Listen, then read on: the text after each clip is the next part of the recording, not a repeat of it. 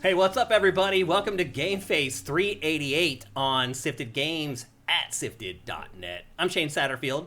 I'm your host for this video game podcast where we're going to talk about a bunch of awesome games today. And alongside me to do that is Matt Keil. How's your week going, Matt?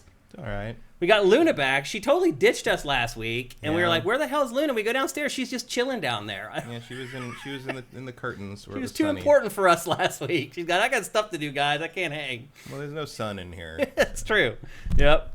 Hope you guys are doing good. Hope you guys have had a great week. Hope you've played some awesome games. We're going to talk about some awesome games on today's show. We got a couple big ones in today's Game Face. We're going to deliver our review for Hellblade 2.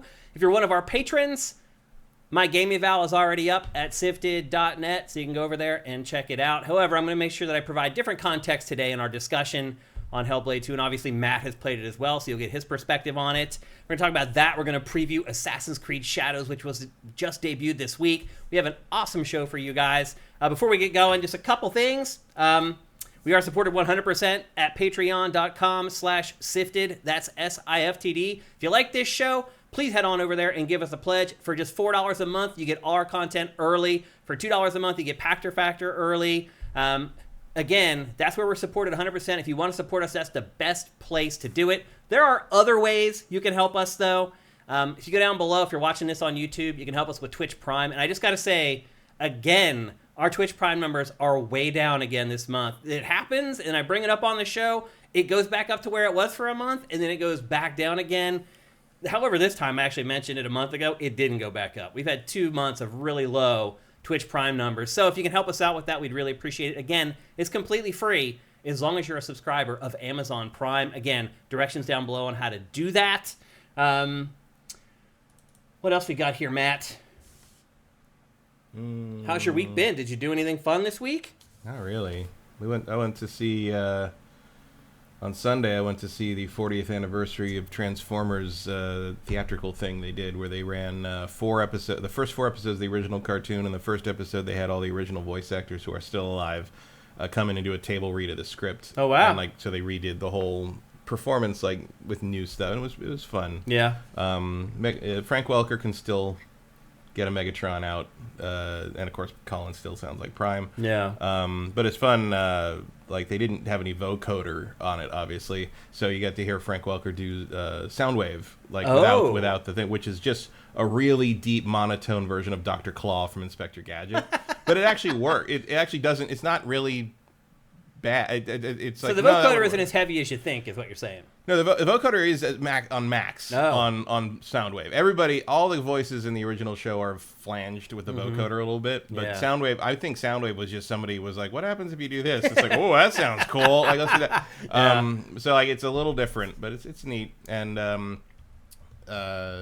then they did the other 3 just sort of on their own. A bunch of people left in the right after the first episode. I think a lot of people thought it was going to be the movie. Oh, which is weird because it's A, clearly advertised as the first 4 episodes, and B, it's not 40 years old this year. This is the show. This is September 17th, 1984. Wow. 40 years ago, and then 40 years ago, a couple weeks ago, was the first issue of the Marvel comic, which was really when it started. Yeah. So that was fun. Yeah, it's cool. Apparently, there were special popcorn buckets and drink cups with old box art from the original toys on them, but those are only at Regal Cinemas, and I could only get to an AMC. Yeah. So, what are you gonna do? That sounds like fun, though. It was cool. It's nice. It's nice to see. Do people in the Transformers community recognize you? No. Like when you know? No. You're not big enough that people would be like, "There's that guy that." No. They don't. I have no clout. No clout in the Transformers. That's just how I prefer it. Yeah. It's fine.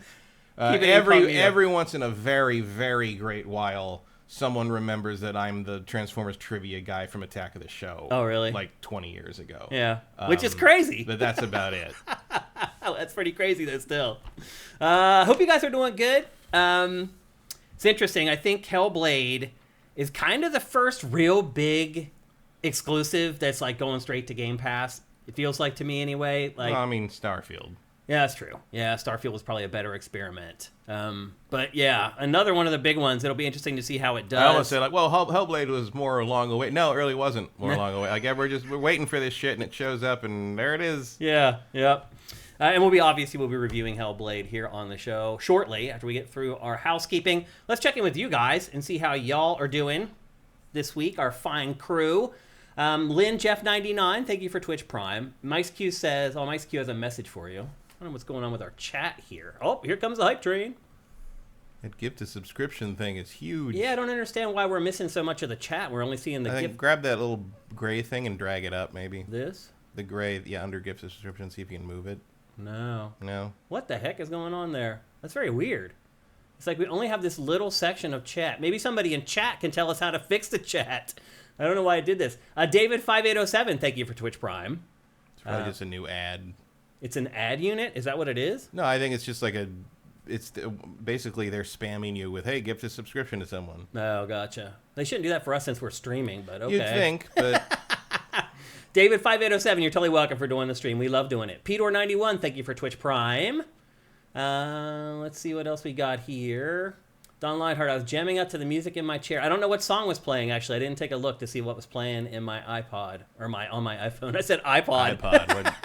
What year is it? The funny part is my car is so old that I still have an iPod in my car.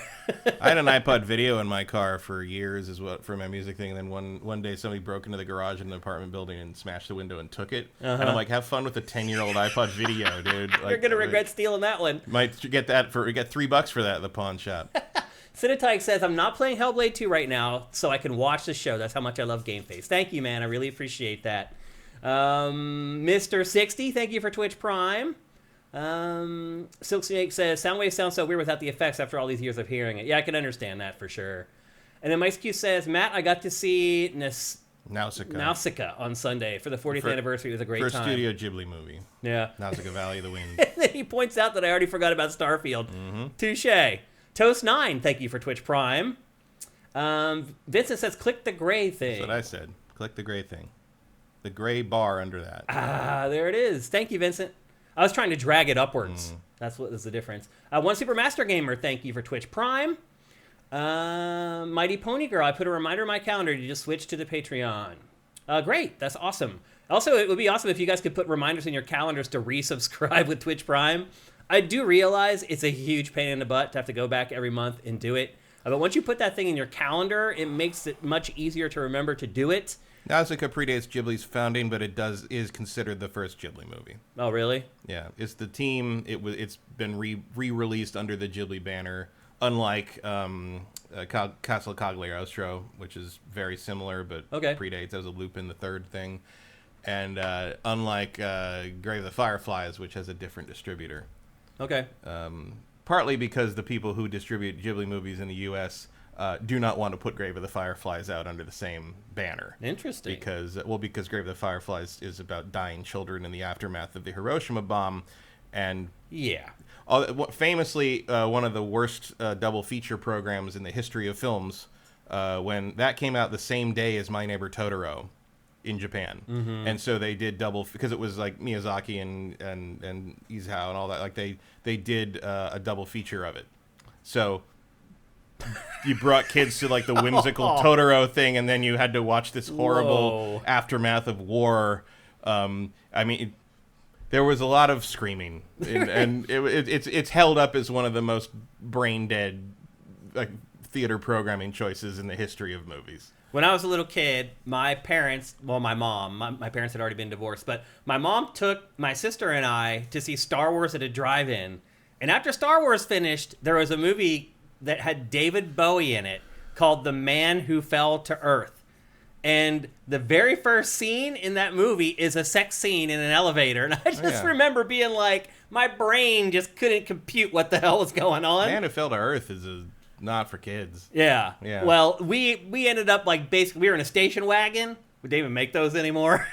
I don't know if they do. And we were in the way back, my sister and I, and basically the whole movie, they're just like, you need to just duck down. Just stay down. Just get down, stay down. Yeah. My earliest movie, one of my earliest memories, period, but my earliest movie memory is Jaws from the backseat of my dad's Impala at a drive-in. Yeah. I know which way. It was 1979 double feature with Jaws and Alligator, because my dad used to keep track of every movie he saw in a database, and that's what it marks that I was there, I think. And I remember seeing Christy, like the girl at the beginning being like attacked in the water, and the autopsy scene, and the shark jumping on the thing. And I remember the alligator breaking through the sidewalk. Oh, really? In Alligator. So yeah, earliest movie memories. Yeah. Like I was 3 or something. Star Wars had already been out for a while. It's one of those like drive-ins that are just showing old movies, basically. But yeah, we went and checked it out, and like. I didn't see an odd combo of films there. I didn't see Star Wars till the reissue before Empire. Yeah, he was planning to take me to Empire, and then so he took me to Star Wars. I vaguely remember Star Wars. Yeah, actually, one of my main memories of Star Wars seeing the first time is Grand Moff Tarkin. Peter Cushing, because he didn't have an action figure. So I'm like, who's that guy? Because I had the action figures, and you look at the things on the back. I'm like, that guy's not in the back of the car. Who the hell is that? Like. I didn't understand any of what was happening in any of his scenes because I was like 5, you know. I didn't understand that David Bowie movie at all. I was what in the hell is going on here? Then it's also a bizarre movie. And also, I like The Man Who Fell to Earth. I rewatched that in college, and I'm like, oh, I see what this is. Okay, the sci-fi authors are very horny. Yeah. And then with watch Star Wars, and I'm like, oh, I get. He's the leader of the. There's a politic thing here. It's very political. But this movie starts with 45 minutes of talking after that ship attack. No one fucking says anything. And 10 minutes of that are just a bunch of old guys sitting around a room having a meeting. Yeah. And then people go around complaining the prequels don't have enough action. Right. Yeah, it's hilarious.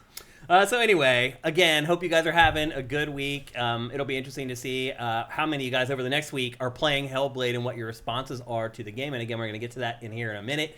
Ice Cube says, my first movie in a theater was Aladdin. Okay, you're definitely younger than us. Yeah, I did just see a video online about the color theory of Aladdin and how Aladdin uses the 3 primary colors as its main colors, which is apparently very hard to do and keep an actual balance. Yeah, it is. The whole thing. Yeah. And Aladdin does it better than just about any movie ever. Wow. Which when you watch that video, and you're like, yeah, I buy it. Yeah. He makes the case, and it's just like, man.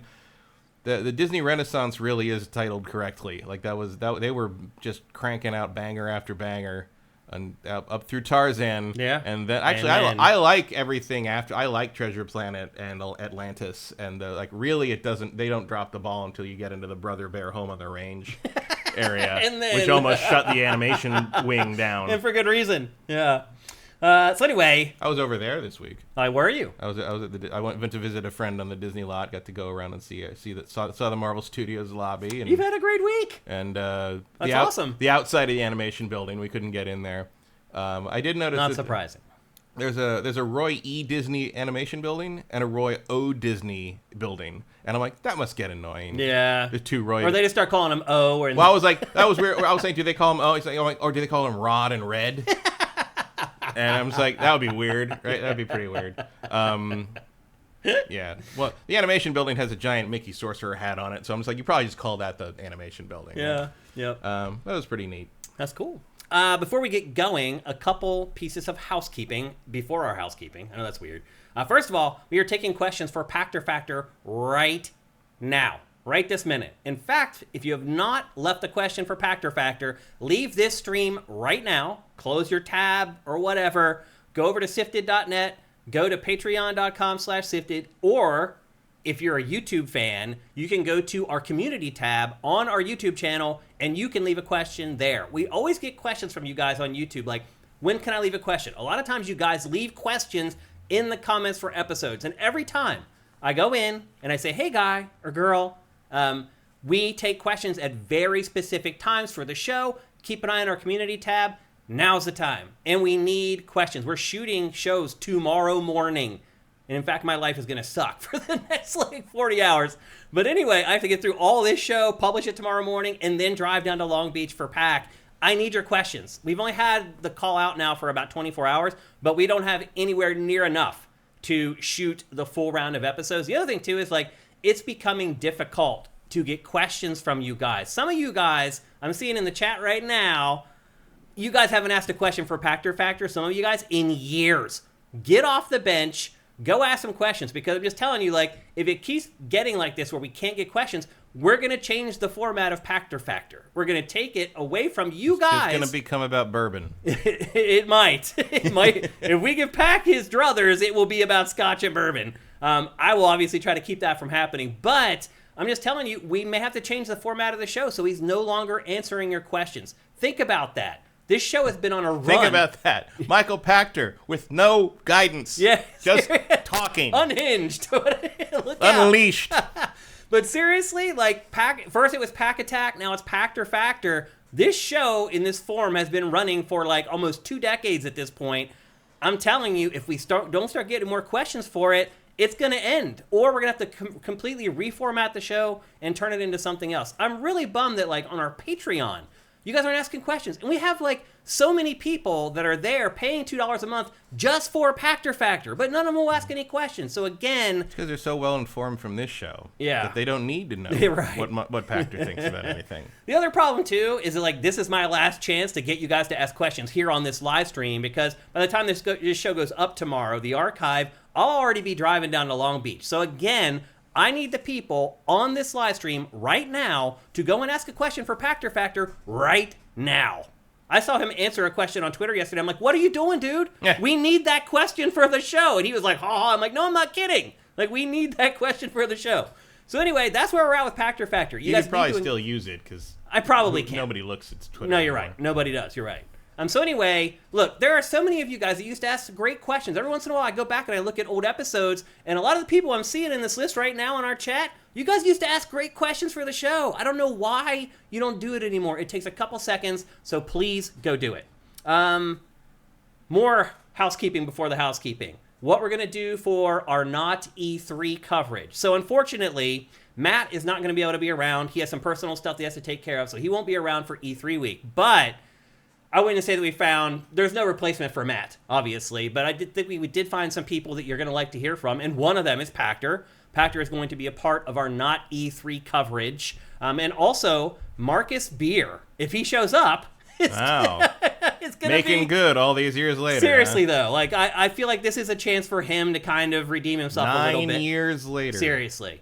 And so it's going to be myself, Michael Pachter, and Marcus Beer handling our Not E3 coverage. And we're going to tackle the Xbox press conference. We're going to tackle the Ubisoft press conference. We're waiting to find out what the hell Nintendo is doing. Last year, Nintendo didn't do its Not E3 thing until June 21st. Yeah, they waited a long time. So it may be a case this year where at least that's one thing that we can do with you, Matt. And then if Nintendo isn't in that window, then Matt and I might actually cover Jeff Keighley's Summer Game Fest big blowout that he's doing. So... as far as like what we're doing, when we're doing it, that's still up in the air. But now you know the players who are involved that are going to be a part of our coverage of Not E3 this year. I will say this. We're probably not going to do the live commentary while the press conferences happen. We just don't have a place to do it. So we're going to be on Zoom talking immediately after them. And then we'll do some quick edits and we'll get the videos up for our patrons. And then obviously, as always, those will be delayed and go up on our YouTube channel a few days later. So anyway, that's what we're doing for our Not E3 coverage for Key 2024. 3. That's pretty good. What are they calling it? Key 3. Key 3. Keely 3. Mike's Q says grab Jones if you can. I think if Brandon Jones is going to do E3 coverage, he's probably going to join up with Easy Allies to do it. Although it doesn't hurt to ask, right? Squishy Muffin says, has Marcus been in the loop, so to speak, in the industry? And we had that discussion, Squishy Muffin. That's all I got to say. I'll just leave it at that. I'm like, look, man, you got to make sure you're on point here and you know what's going on. And he's like, I do. So he's on it, I guess is what I'm getting at. Like, he has been trying lately really hard to find a new position inside the industry. And I think organically it's just made him go back and start paying attention to things so that he's in the loop. So Minority Games, thank you for subscribing at Tier 1 for 59 months. That's incredible, man. Thank you so much. Jilt31, looking forward to Not E3 with Marcus. That's great. Ashes in the Hourglass, any chance of Ryan Stevens? No. Unfortunately, he actually still works in the gaming industry. He works at this site called Fanbyte, which is owned by like Tencent. Like it's like a Chinese. Yeah, a few people were there, but a lot of people got laid off there, I thought. He survived. Okay. So Ryan Stevens is still at Fanbyte. I saw that he had to go to like China to go kiss the ring at one point. the big Pixar layoffs hit today. Did they? 14% of the company. Wow, that's huge, man. Wow. I knew that was I'd heard that like something like layoffs are kind of hit Pixar hard, but like yeah, whew. That's rough, dude. That's a big cut. Yeah, and there's probably more coming because remember that Disney's fiscal year ends in September. Yeah, so that's right. Buckle up. Yeah, we're going to talk about some other stuff that's been going on in the industry here in a minute when we get to our housekeeping. The Retro Modern Gamer says, is Adam Sessler free for E3? I don't think Adam's interested in doing this. No, not right now. Like maybe Adam has other things he's doing right now. Yeah, maybe in the future we might be able to do some stuff with Adam, but right now he can't do any games related stuff. He doesn't want to. But believe me, it's something that I've been working on behind the scenes for quite a while now. Disembodied Voice says the games industry seems to be laying off hundreds of people every week, but the industry continues to grow at least a little bit. What advice would Pachter have for someone who... Oh, no, you can't ask questions. Yeah, well, he was asking where to put the question. Well, you can go to SIFTD.net. There's a link in the header right now where you can go to the article and you can post your questions there. I went through all this already. You can post it on our YouTube channel. Click the community tab, and there's a comment there where you can reply to it and put your question there. You can go on Twitter and look at the tweet from Sifted Games that we put out there, and you can reply to that tweet. But tell Pachter not to answer your question there. So there's 3 different places you can go to ask your question. I'm assuming that's Jason Frankovitz. What? Disembodied Voice? Yeah. Probably, yeah. And if that is, he is the disembodied voice from X-Play. The original. The original, yeah. So, Jason, you can go to sifted.net. There's a link right in the header there. Just click it. It'll take you to an article where you can ask a question. We'd really appreciate it. Mitchell Ness, if you need a live correspondent from SGF and IGN Live, I'm here. Okay, I'll keep that in mind. In fact, maybe send me an email to editorial@sifted.net, and I will keep you in mind, Mitchell. Anything else we got here before we move on? Minority Games. Thank you for subscribing at Tier 1.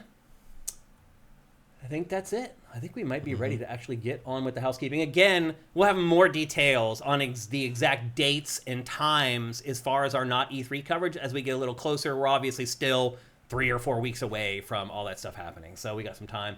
John Alexander, 2839, thank you for Twitch Prime. We really, really appreciate it. With that, let's do it. Good job being around even though you're born in 1939. Yep.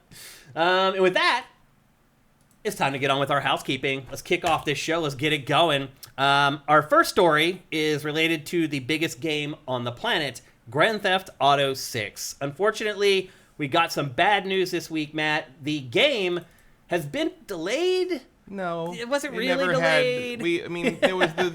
There was the thing that basically in the investors' call or whatever said that it was going to be out by the end of fiscal year 2025, which meant the end of March next year. Despite a bunch of people thinking it was this year, which is weird because that's not how fiscal years work. But now they basically said it's going to be at the end of next year because we saw that they're posting basically a $2.9 billion loss or something for the Q1 next year. They're in prediction, so that means that Grand Theft Auto will not be coming out that quarter. Yeah. So yeah, the most they'd ever said specifically was 2025. So they're still on target technically. Yeah. Strauss Zelnick went on CNBC and was talking about it basically, and he used the typical lines of "it's done when it's done." If you put out a bad game, there's no taking it back. Same crap you hear every time. Yeah, but at the same time, that doesn't really anymore. I mean, it's hard to revive a bad game's reputation. Yeah, but you can do it. Yeah, it's happened CD several Projekt times. Red did it. Yeah. So did Hello Games. Yeah. Obviously, we prefer that not to be what happens to Grand Theft Auto 6. And also, Rockstar has a poor history of doing that because the definitive edition sucked, and they just sort of pretend those never happened now. Yeah. Despite charging full price for the collection. Yeah. Yeah, I mean, I'd imagine this thing comes out when it's ready. I think most no matter people... what. You can't... Nobody is going to tell Rockstar North you have to... I mean... Take-Two isn't that stupid. I think people were assuming the game was coming out in the first quarter of next year. Well, they assumed it because of what was said in that one investor, whatever, months and months ago, where they had forecast for that quarter to boom, basically. Yeah. Well, so it was kind of delayed. No, because they never announced anything. They didn't announce it, but their financial forecast. There's no other game that could have done what they were forecasting in there. Well, they said financial. They put it in fiscal year 2024, which means by March 2025. The end of March next year. Right. And then a bunch of people, including actual outlets who should have known better, were taking that to mean March this year, which is clearly nonsense. Yeah. And then the trailer says 2025, which gives them the whole year. The vast majority of people have no idea that investor thing happened. No, you're right. Or that was a thing they said. Yeah. So to most people this is actually more information than not a delay. It's like, okay, now we actually have an official target. Yeah. I mean, I certainly wouldn't. I mean, I probably would draft it in the fantasy league. Oh, I will. But I just because. And I get first pick next year. Do you? Yep. Yeah, you just had first pick. What was my first Or wait, pick? no, I did. You did. And I had to take, that's right, I had to take Rebirth. Because you picked something else. Final Fantasy VII Rebirth. I picked Outlaws, and that wouldn't have been my first. Yeah. I would have picked Final Fantasy because that was going to go well. And it did deliver. It got a good score. Yeah. But you're right. You'll get GTA 5. Yeah. But, and you got Zelda. The timing's working out for you. Well, that's the thing is like you have to pick it because there's a pretty good reason. But I am not going to be at all surprised if this slips to like. You'll want to cover your ass. Yeah, definitely. So anyway, that's not even the big story in all this. That it was quote unquote delayed. The bigger story is that he went on CNBC and started floating the idea that they could charge more than $70 for Grand Theft Auto 6. I mean, they could. What do you think about that? I mean, I agree with you. They could. They could do anything they want. Yeah. It's GTA 6. $80 game. And there were some of those. If you would like proof that Rockstar ain't your fucking friend, wait till you see what they price this game at. You got to remember. You could charge $100 for this thing and people would still buy it. You're right. And you got to remember, like, they just charged $50 for Red Dead. The first Red Dead on PC. Mm-hmm. Game that's over a decade old, and he put out some line about how we charge what our fans want to pay. Do you remember that? Hell, no one wants to pay anything. Your fans want to pay zero. Like that's not how anything works, dude. Well, that's what he said when they asked him about the $50 for Red Dead. That's nonsense. And no one wants to pay $50 for Red Dead. That's ridiculous. What do you think it's going to cost? 80 sounds probably. I mean, you could definitely do 80, but also there's going to be like 3 different versions of the thing, and there's going to be like a $200. I mean, like the base version. Like, what's the cheapest price you could pay for Grand Theft Auto 6? I mean, they could definitely try to get away with 80. Yeah, and they probably would. I think they'll get away with it, no problem. They get away with more than that, really. Yeah, I think you're right. I think they could sell it for $100. People would get pissed. They'd pay it. Yeah, and that's the problem. Take-Two knows that they could charge $100, and most of y'all will pay it for Grand Theft Auto 6. Yeah, the thing I mean, the Red Dead, I get a little bit because that PC version, you basically had to tear that thing apart and put it back together. I mean, they had to do actual work on that because for years the PC version didn't happen because basically you would have had to remake the game. Right. Because the code on the console versions is apparently jacked up nonsense. Like, even the guys who made it, I remember because they were there for the DICE Awards and they won, but they'd all been laid off immediately after the game was completed. That's right. And so a bunch of Sony San Diego or whatever, Rockstar San Diego. Yeah. And they were all there for other stuff, and just because it was DICE, everybody was there. Yeah. But like, no Rockstar people were there because they never anything like that. They never go anywhere. And so the guy who I think the lead gameplay designer, one of the leads, basically when Red Dead won, he got up on stage like kind of reluctantly and was like, we don't work there anymore because they fired us all after we finished the game. But thanks. I'm glad you liked it. And later I remember him talking, I think he was talking to Adam or something. He was basically saying like, he's like, there's never going to be a PC version because, like, we're the only ones. We don't even know why some bunch of shit in that game worked. Yeah. Like, it was so pieced and welded together that, like, it's a miracle it works at all. And, like, we don't know, like, you need people that are familiar with the code to actually go in and port it to anything else. And maybe they, who knows? Maybe they got people back or if somebody spent, 15 years in analyzing that. Who knows? But yeah, putting it on PC is actually something that a lot of people, including the people who made the game, never thought would happen. So I can get charging a premium for that because clearly you actually had to put time and money into that. But like the definitive editions, nuh-uh. Yeah. You didn't put anything into that. How do you feel about Rockstar kind of shunning the industry and being kind of like too cool for school? Because they never go to anything. No. I mean, they can. They kind of showed up for Red Dead 2 at the Game Awards, if I remember correctly. A little bit. But for the most part, they are never to be seen. I don't really care. Yeah, like, I don't either. They're not. Do what you want. Yeah, as long as you keep making great games, I don't give a crap. If that's who you want to be, then at least nobody has to deal with you. Yeah. Like they are like the only ones though that are like that.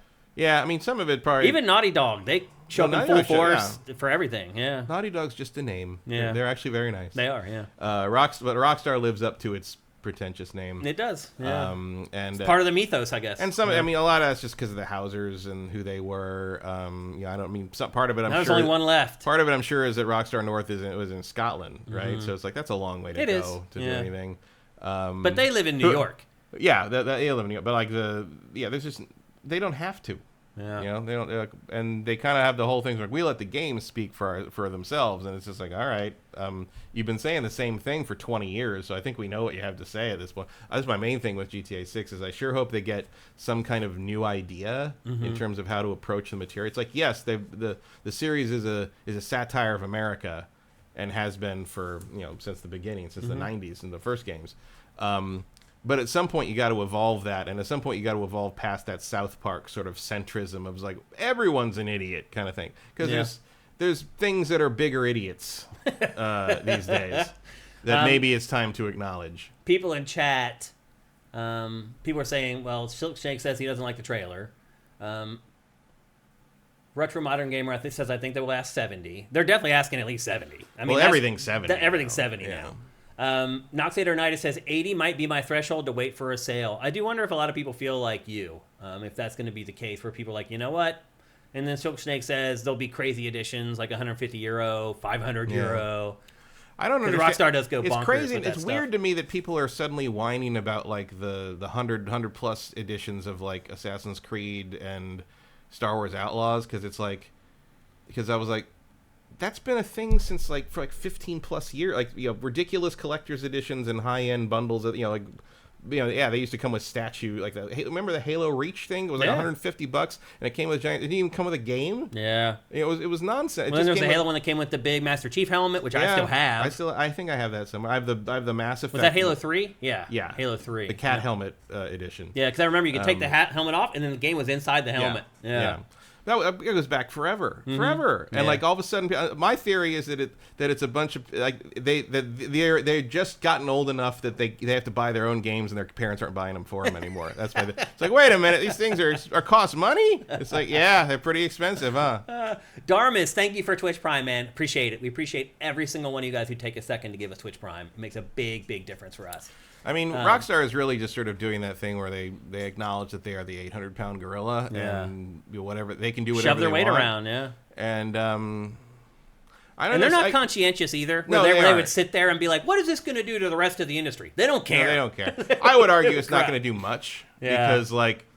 People know. Very few people have the hubris to look at what GTA 6 does. Man, we can do that too. Like that's most people know that GTA 6 is the exception. Well, I think most of the publishers know that consumers will not pay more than $70 for most of their games. Yeah, a lot of people aren't paying $70 at all in the first place. Good point.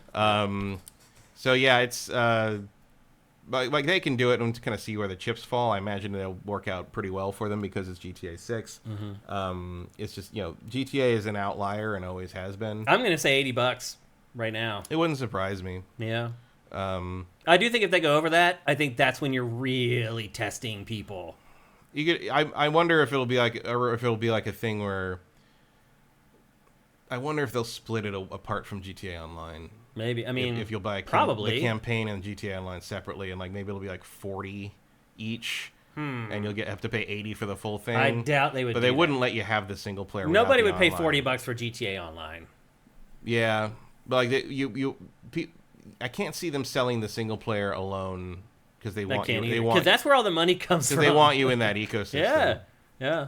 The other thing I'm interested to see. Did they just hit 200 million sold or something ridiculous? Yeah, the other thing I'm interested to see, and this is 5? going to have to be obviously further down the line when they talk about it, because there's people who've been playing GTA Online for many 10 years now, right? Yeah. Longer. Do you not get to take anything with you? You have to. And if it doesn't, it's Rockstar. I know, but if you can't do that, people will freak out. Smite 2 didn't learn the lesson. You can't take all your vehicles and everything that you've paid, because those vehicles cost so much People money. spent hundreds and thousands of dollars on that.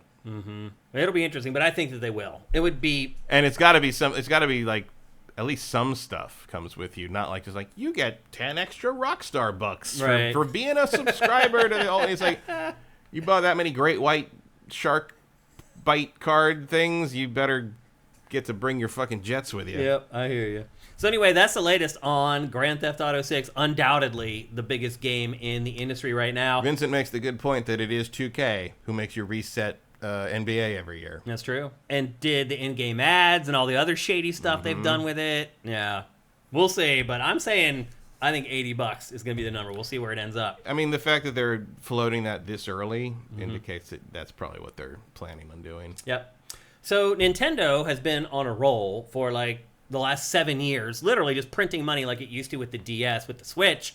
And Matt, I'm a little surprised that it hasn't been more aggressive, kind of doing what PlayStation and Xbox have been doing, going out and snatching up studios. Like, it has all this disposable income. Conceivably, it's about to shift gears into 4K game development, or at least 2K. Some form of it. Maybe. At least 2K Well, game remember that development. Nintendo does have a philosophy of actually supporting the businesses they purchase. Yeah. So they tend to only make these choices when they know that there's a reason to do it. Yep. They don't mindlessly acquire. Definitely not. They're very smart about their acquisitions. Very rare in the corporate world. Yeah. And they did it again yesterday. Yesterday, Nintendo acquired the studio Shiver Entertainment.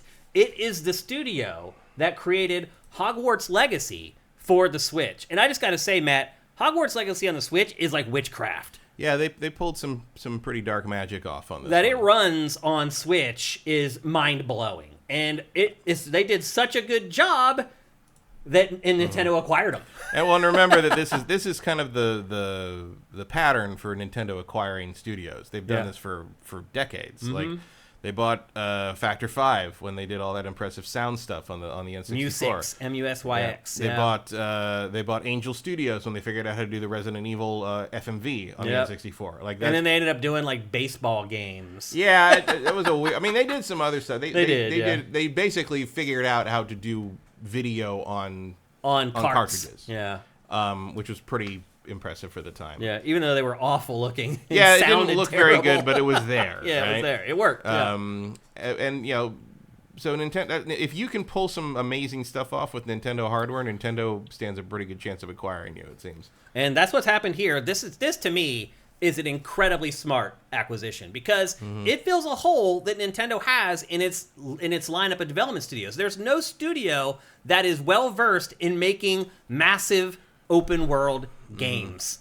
Like, we get a little bit of a taste of it with some of the Super Mario Odyssey DLC. Well, Zelda, obviously. But that and Monolith makes those. That team is only going to make Zelda. Right. Monolith is only going to make its JRPGs. Well, Monolith has been sort of a consultant for Zelda and a bunch of things as well.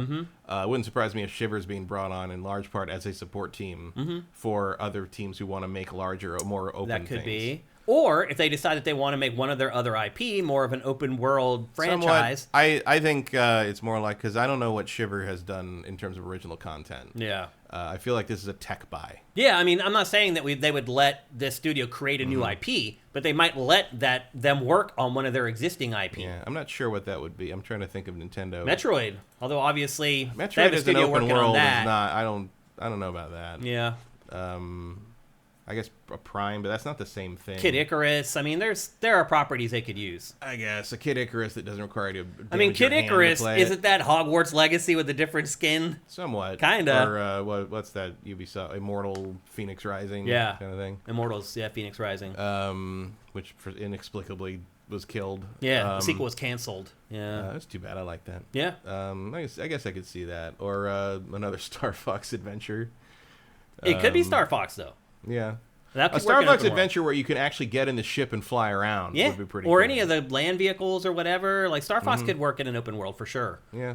So maybe they're working on something like that. Bottom line is it's filling a void in Nintendo's development capabilities. Honestly, the ability to jump in an R-Wing and fly around is actually pretty analogous to the broom. Yeah. Like, that could be... I mean, Kid Icarus just flies. Yeah. Like... He doesn't even need a damn broom. He just flies through the sky. So there's some IP in Nintendo that could work for them. But you're right. I think they'll probably also be a support studio working on the other open world games that Nintendo is working on. So overall, I think it's a great acquisition. And I think it will position Nintendo well as it goes into 2K/4K development of some of its games as well, because it has obviously worked in that environment. Yeah. And if they can do that on the Switch, imagine what they can get out of the Switch 2. Yep, absolutely. Super Nintendo Switch, you better call it. It's definitely a better name than Switch 2, man. Yeah, I don't think Switch. Regardless, I don't think it's going to be called Switch 2. They don't do that. Yeah, they've never done that. Yeah, they did the Wii U instead of the Wii 2. Yeah, Wii U, which that worked out great. Yeah. But Super Nintendo was a banger. Yeah, that was the right choice. That I mean, I like the name Genesis, but like Super Nintendo really tells you what that is. It's the thing you already have, but better. The better. Done. Yeah. As opposed to Genesis, which is like, what's that? Is it a Bible game machine? I have a fear Nintendo's going to name it something really dumb.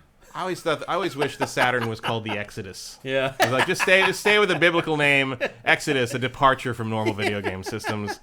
And then you're into like numbers, and you're like, okay, that doesn't work. You can't have like the Sega Deuteronomy. That doesn't work. So anyway, that's the latest on Nintendo making some acquisitions, basically positioning itself for the future. It's Sega Deuteronomy makes about as much sense as the Sega Dreamcast, though. They're all nonsense Yeah. words. Yeah. I mean, video game. It's like when they announced the Wii, and everybody's like, "That's the dumbest name ever." And a month later, we just said it, and we didn't even think about it anymore. I still think it's the dumbest name ever, but like no, Wii U's the dumbest name. Well, ever. Wii U was it's even dumber. But you gotta, it is what it is. Yeah. What are you gonna do? Yep. And then I think one of the biggest questions we've had since Microsoft and Xbox, one, bought Activision Blizzard, and two, has launched Game Pass as its kind of new strategy, is what is going to happen with Call of Duty. Now, at first, we were like, it's going to be exclusive to Xbox. Everyone's going to have to buy an Xbox Series X to play Call of Duty. It's going to be this huge boon. And then the legal side took over, and basically, Microsoft and Xbox were like, well, guess we can't release it exclusively on our box. So then it's like, all right, we're going to release it for PlayStation as well. Then the question was, okay, if you're going to release it for PlayStation and sell it, what are you going to do on Xbox? What are you going to do on Game Pass? And Microsoft, honestly, took a long time to share what it was going to do. I imagine they had to run that through legal a few times to be sure. Run it through a couple algorithms. And as it turns out, Call of Duty this year is, in fact, going to be on Game Pass day and date. Matt, what does this mean? Nothing. It doesn't mean anything? No. Really? Yeah. What does it mean for Game Pass? Nothing. No. You really don't think anyone will subscribe to Game Pass for $16 a month to play the new Call of Duty, even if they cancel it a month later, just to play the campaign? I mean, not in numbers enough to matter, no. Yeah. Because the problem is you need an Xbox. What's it going to do to sales of Call of Duty overall? Nothing. Nothing? Do you think the same amount of units will still be bought for Xbox consoles as there were last year and the year before? I don't think that. No, I mean, like what is it, like 90% or something? Some crazy number. It's not that much, but it's like 70-30 or something like that. It's a drop in the bucket. I mean, 30% of Call of Duty sales, that's still a lot of money, man. I don't really think 30%. Like, I think there's going to be a downside to getting the Game Pass version. What kind of downside? I don't know. Interesting. I don't know. Like, you think they'll take something away? I think you're going to get something better if you actually pay money for it. Maybe they'll be able to play the campaign on Game Pass or the multiplayer. You can't play multiplayer on Game Pass. Or you can't play multiplayer on Game Pass, but you need to buy the campaign. I don't know. It feels weird. Well, Luna sure likes this game. Yeah, she does. Got right up in front of the TV. Yeah. She wants to be a Special Forces. Apparently. She's undercover. She does blend in. She does, but that's what's playing right now. Yeah, I don't know. I just don't.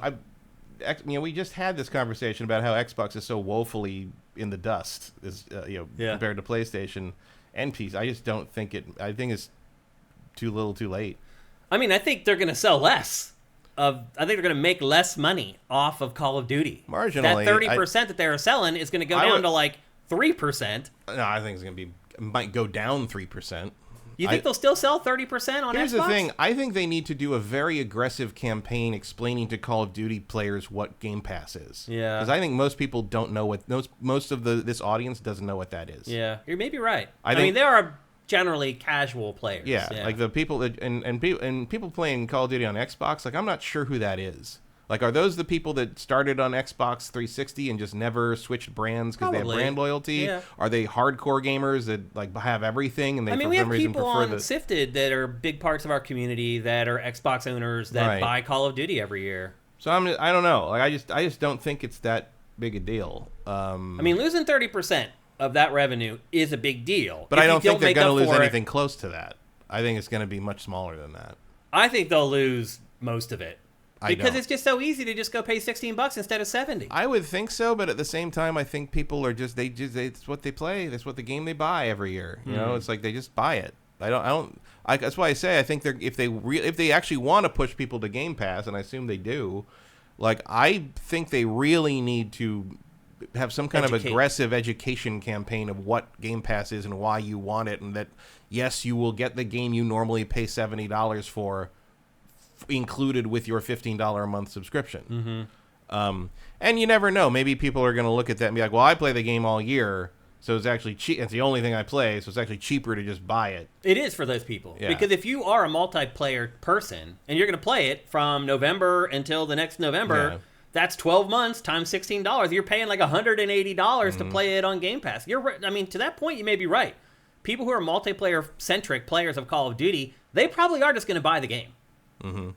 Because it ultimately ends up becoming way cheaper to buy it than to keep playing it on Game Pass. Like for me, this is more like for instance, this means I'll play Call of Duty this year. Right, yeah. You know, because I don't have to pay for it beyond what I'm already paying for Game Pass. Yeah. So that's probably the person that is more aimed at. Someone who isn't really willing to pay for Call of Duty, period, but might try it because they can just download it now. I mean, the one version not appearing, that's starting to make sense to me, Matt. So if you put the campaign on Game Pass and people can pay the $16 and play the campaign, the 5 hours that it takes to play, that's fine. Multiplayer, not on Game Pass, people are going to buy the game. That does sound like the smartest strategy to me. No, and it will also keep it more parity with PlayStation. And PlayStation, Sony wouldn't be able to be like, they're giving away the thing that they're selling on our thing, and that's not fair. Like you could have some legal. Don't forget there's zombies mode too. Yeah. And this year's game, they're saying now it's going to be Treyarch this year? It is. Yeah. And they're saying this year's game is going to be Black Ops 6. Apparently, Black Ops Cold War is counted as Black Ops 5, which they said initially it wasn't, but now it is. I mean, it is the 5th Black Ops game, so I guess, sure. So I get why they're doing it. But anyway, they're saying Black Ops 6 is going to be Treyarch. And not only that, Treyarch is apparently completely ripping up the zombie script and creating like a brand new like open world zombies mode. Maybe Didn't they already do that? Well, this year's Zombies is kind of like that, like the way that it is kind of set out in this more open area. But apparently Treyarch has something that it's doing that's supposedly going to set the world on fire with zombies this year. That's another bargaining chip you got there, another tool that you can use to sort of manipulate the market. Maybe put on a different tier from the rest of Game Pass, or I mean, who knows what PlayStation did it with PlayStation X plus extra or whatever. Right. Yep. So there's all kinds of options are on the table. All we know at this point is some part of Black Ops 6 is going to end up on Game Pass. We don't know if it's the whole thing or if it's just a part of it. I tend to agree with you. I think it's smart to put the campaign on Game Pass and then multiplayer not. And again, because I don't think people will subscribe to Game Pass for it. So yeah, that's probably the best way to go about it, would be my argument, I guess. So it'll be interesting. We should learn more here very soon. Like, I think that in some ways is maybe not the best way to go about it, but it might be the best way to circumvent possible legal fees from Sony, seeing that you're, from their point of view, giving the game away, and they think, they could argue in court you're robbing them of sale. I don't think they are. Yeah. Like, I feel like if you're in the PlayStation ecosystem on Call of Duty, you're probably sticking with it. You're staying there, yeah. If only because if you're really good at Call of Duty, who the hell is going to change your controller? Yeah. It really is crazy that Microsoft spent so much money to buy the biggest video game franchise in the world, and it can't capitalize on it. Yeah, I mean, I would be so fascinated if we were in a situation where they could actually, like, Call of Duty is not on PlayStation anymore. Right. Like, if you want to play Call of Duty, you have to buy an Xbox. Right. What would that do? I really wonder. Yeah. But we'll never find out. Know. It's really crazy that happened, but that's the way it is. Unfortunately for Microsoft and Xbox, they don't have complete control over how they handle that IP. So I think changes are coming. We don't know what they are yet. However, typically, Activision debuts Call of Duty like during E3 week usually. At least the multiplayer they'll talk about, and then they'll show the campaign like a couple months later as the release date gets closer. So we should find out some of this information in the pretty near future here. We shouldn't be in the dark for very long. The Retro Modern Gamer says, I think caught on Game Pass and $70 on everything else with no price drops, that would be the smart thing to do to force Game Pass and Xbox. Again, as we mentioned, though, the multiplayer, how many people who play it for multiplayer are going to be happy spending $16 a month just to play the multiplayer? Nobody. No one's going to be happy with that. They're just going to go play it on PlayStation. Like, you'd be a fool. It's the difference between spending $70 in a year and spending like $170. I always wonder. I mean, I don't have any data on this, but I've always wondered how many Call of Duty people, like, what the split is between physical and digital. Because if you're really just playing like that and Madden or whatever, if you want to be really stereotypical about it. Which, sadly, I mean, stereotypes are stereotypes for a reason. Yeah, like, how many people still buy physical Call of Duty because they know they're going to trade it in for the next one in a year? And I don't know that the value of that game is worth all that much a year later. No, but it's, more than most year-old games, 10-15 $15 off is not nothing. No, you're right. Yeah, when games are $70 now, that matters. So, anyway, we're getting some change for Call of Duty, one way or another. We don't know exactly what it is. We're going to get something. Vincent says Xbox announced there's a COD showcase right after Xbox. Oh, that's right. They are doing a separate presentation right after the big Xbox presser for not E3. That's just for Call of Duty. That's right. And they're still making about that. They're still making money with every Call of Duty sold. So it's not like they're making money off all those PlayStation sales too. Yeah. Big Smoke 82 says new COD tier Game Pass incoming. I mean, they literally could create just a Call of Duty tier. Like, that's how big the franchise is. Like, so we'll see. And again, probably in that press event right after Microsoft's big not E3 press conference, we'll probably get at least some details on how they're going to handle this. I would suspect. Okay, let's move on. Finally this week, we got the first look at EA Sports College Football 25. It has been since NCAA Football 14 since we have a college football game to play. If you haven't sold your copy of NCAA Football 14 by now, you are a day late and a few $100s short, because that game was worth buku bucks for the last 10 years, because it was the latest game that they could get, and they could go in and add their own players and adjust their rosters if they wanted to. The value for that has now fallen through the floor, because this game comes out on July 19th. It's coming to PlayStation 5 and Xbox Series only, so it's not coming to PS4 or Xbox One. They've turned the page on that. And I think most of that is because the Madden engine has also moved on to current gen only. It's not including last gen versions anymore. And this game is built on the Madden engine. And I've seen some comments on SIFTD, it's a reskinned Madden or whatever. It's not. It really isn't. People have been saying that before NCAA football disappeared. They would say, it's a reskin Madden. It's not. It runs on the same graphics engine, but you can just see in this trailer, the option plays that are in this game. You can't do that in Madden. The RPO stuff, that has started to bleed into NFL football, but it's still not as big a deal as it is in college football. You also used to see, even in the old games, there were things that were worse and better that were differences between the go. Clearly, they weren't just reskins. The NCAA game was trying to make their own stuff, and they were varying degrees of success for it. Well, they weren't just using what Madden had already put in. Well, I mean, it has specific formations that are only in College Football 25. The wishbone, the power eye. Those are formations that are never used in the NFL and are never used in Madden. So, first of all, just get it out of your mind that this is just a reskin Madden, because it's not. The big addition, Matt, I'll give you one guess what the big addition to this game is. Really shiny helmets. No, nothing to do with visuals or anything. To do with the actual game. What might they include this time that probably wasn't around 10 years ago? Like a campaign mode? Story mode? Nope. When I tell you, you're going to be mad you didn't get it. Live social media feeds from the players on the sidelines? No, that'd be great, though.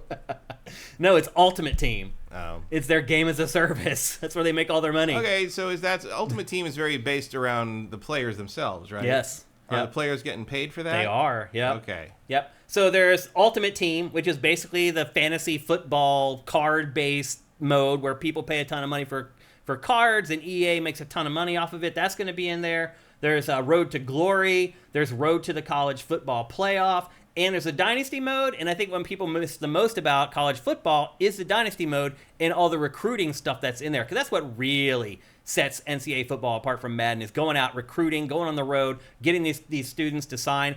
Now they have to deal with the NIL stuff, as far as players getting paid by local car dealerships and all that stuff. So it'll be interesting to see how they handle the Dynasty mode, but it is returning. Any player that agrees to be in the game receives $600, Matt. All right. Something. And they get a copy of the game. Hey, that's pretty impressive for EA. Yeah. Well, it worked. That's a lot of copies of the game. That worked. More than 10,000 athletes have already signed up for it. All right. So they're going to have pretty much everybody. They're also going to have... Wonder if one of my high school friends' kids is in this one. Probably, if he's playing college football. He's playing for Cal, but he's a freshman. He'll be in it. I can pretty much guarantee it. If you do the math, they're including over 80 players per team. So that's a lot. Right. All 134 football subdivision teams are included, FBS. As I said, it's exclusive to PS5 and Xbox Series, which obviously And then there's a big focus on this new thing called Campus IQ. Basically, the player ratings change in-game. It's kind of like a dynamic wear and tear system, where as players get worn down, they don't perform as well as they did. Although, I would argue, like, wear and tear is what causes some running backs to just completely kick ass in the fourth quarter. The defense gets tired, and if you have a big back, you can just run all over them. So I hope it doesn't like affect that part of the strategy too much. And then they're also implementing some crazy home field advantage system, which in college football is a much bigger deal than the NFL.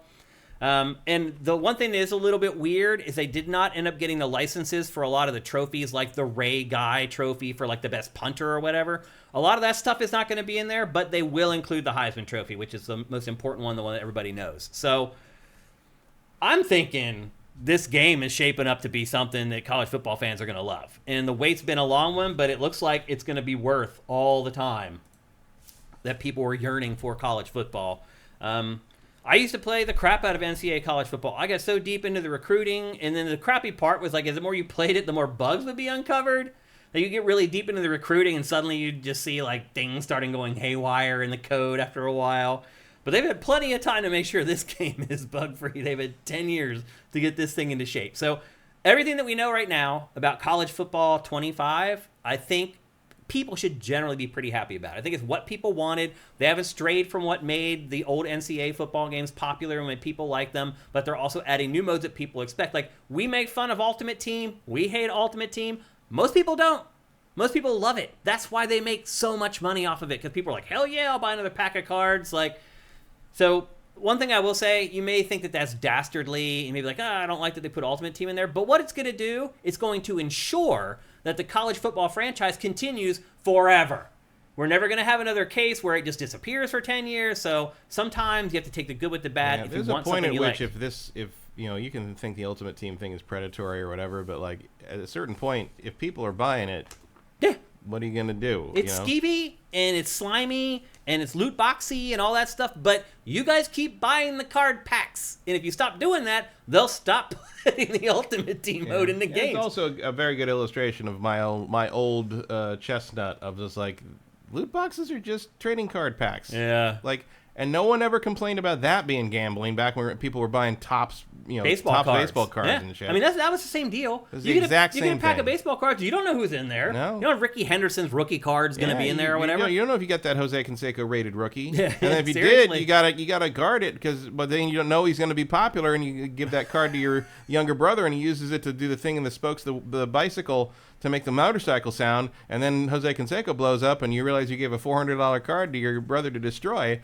That happened to a friend of mine. Oh, I have a worse story, Matt. When I was first starting to skateboard, I was poor. Like, I had no money. Like, I could barely afford a skateboard. And I had collected baseball cards throughout my younger years or whatever. I traded a complete set of 1987 Topps cards for a set of rails. Do you know what rails are?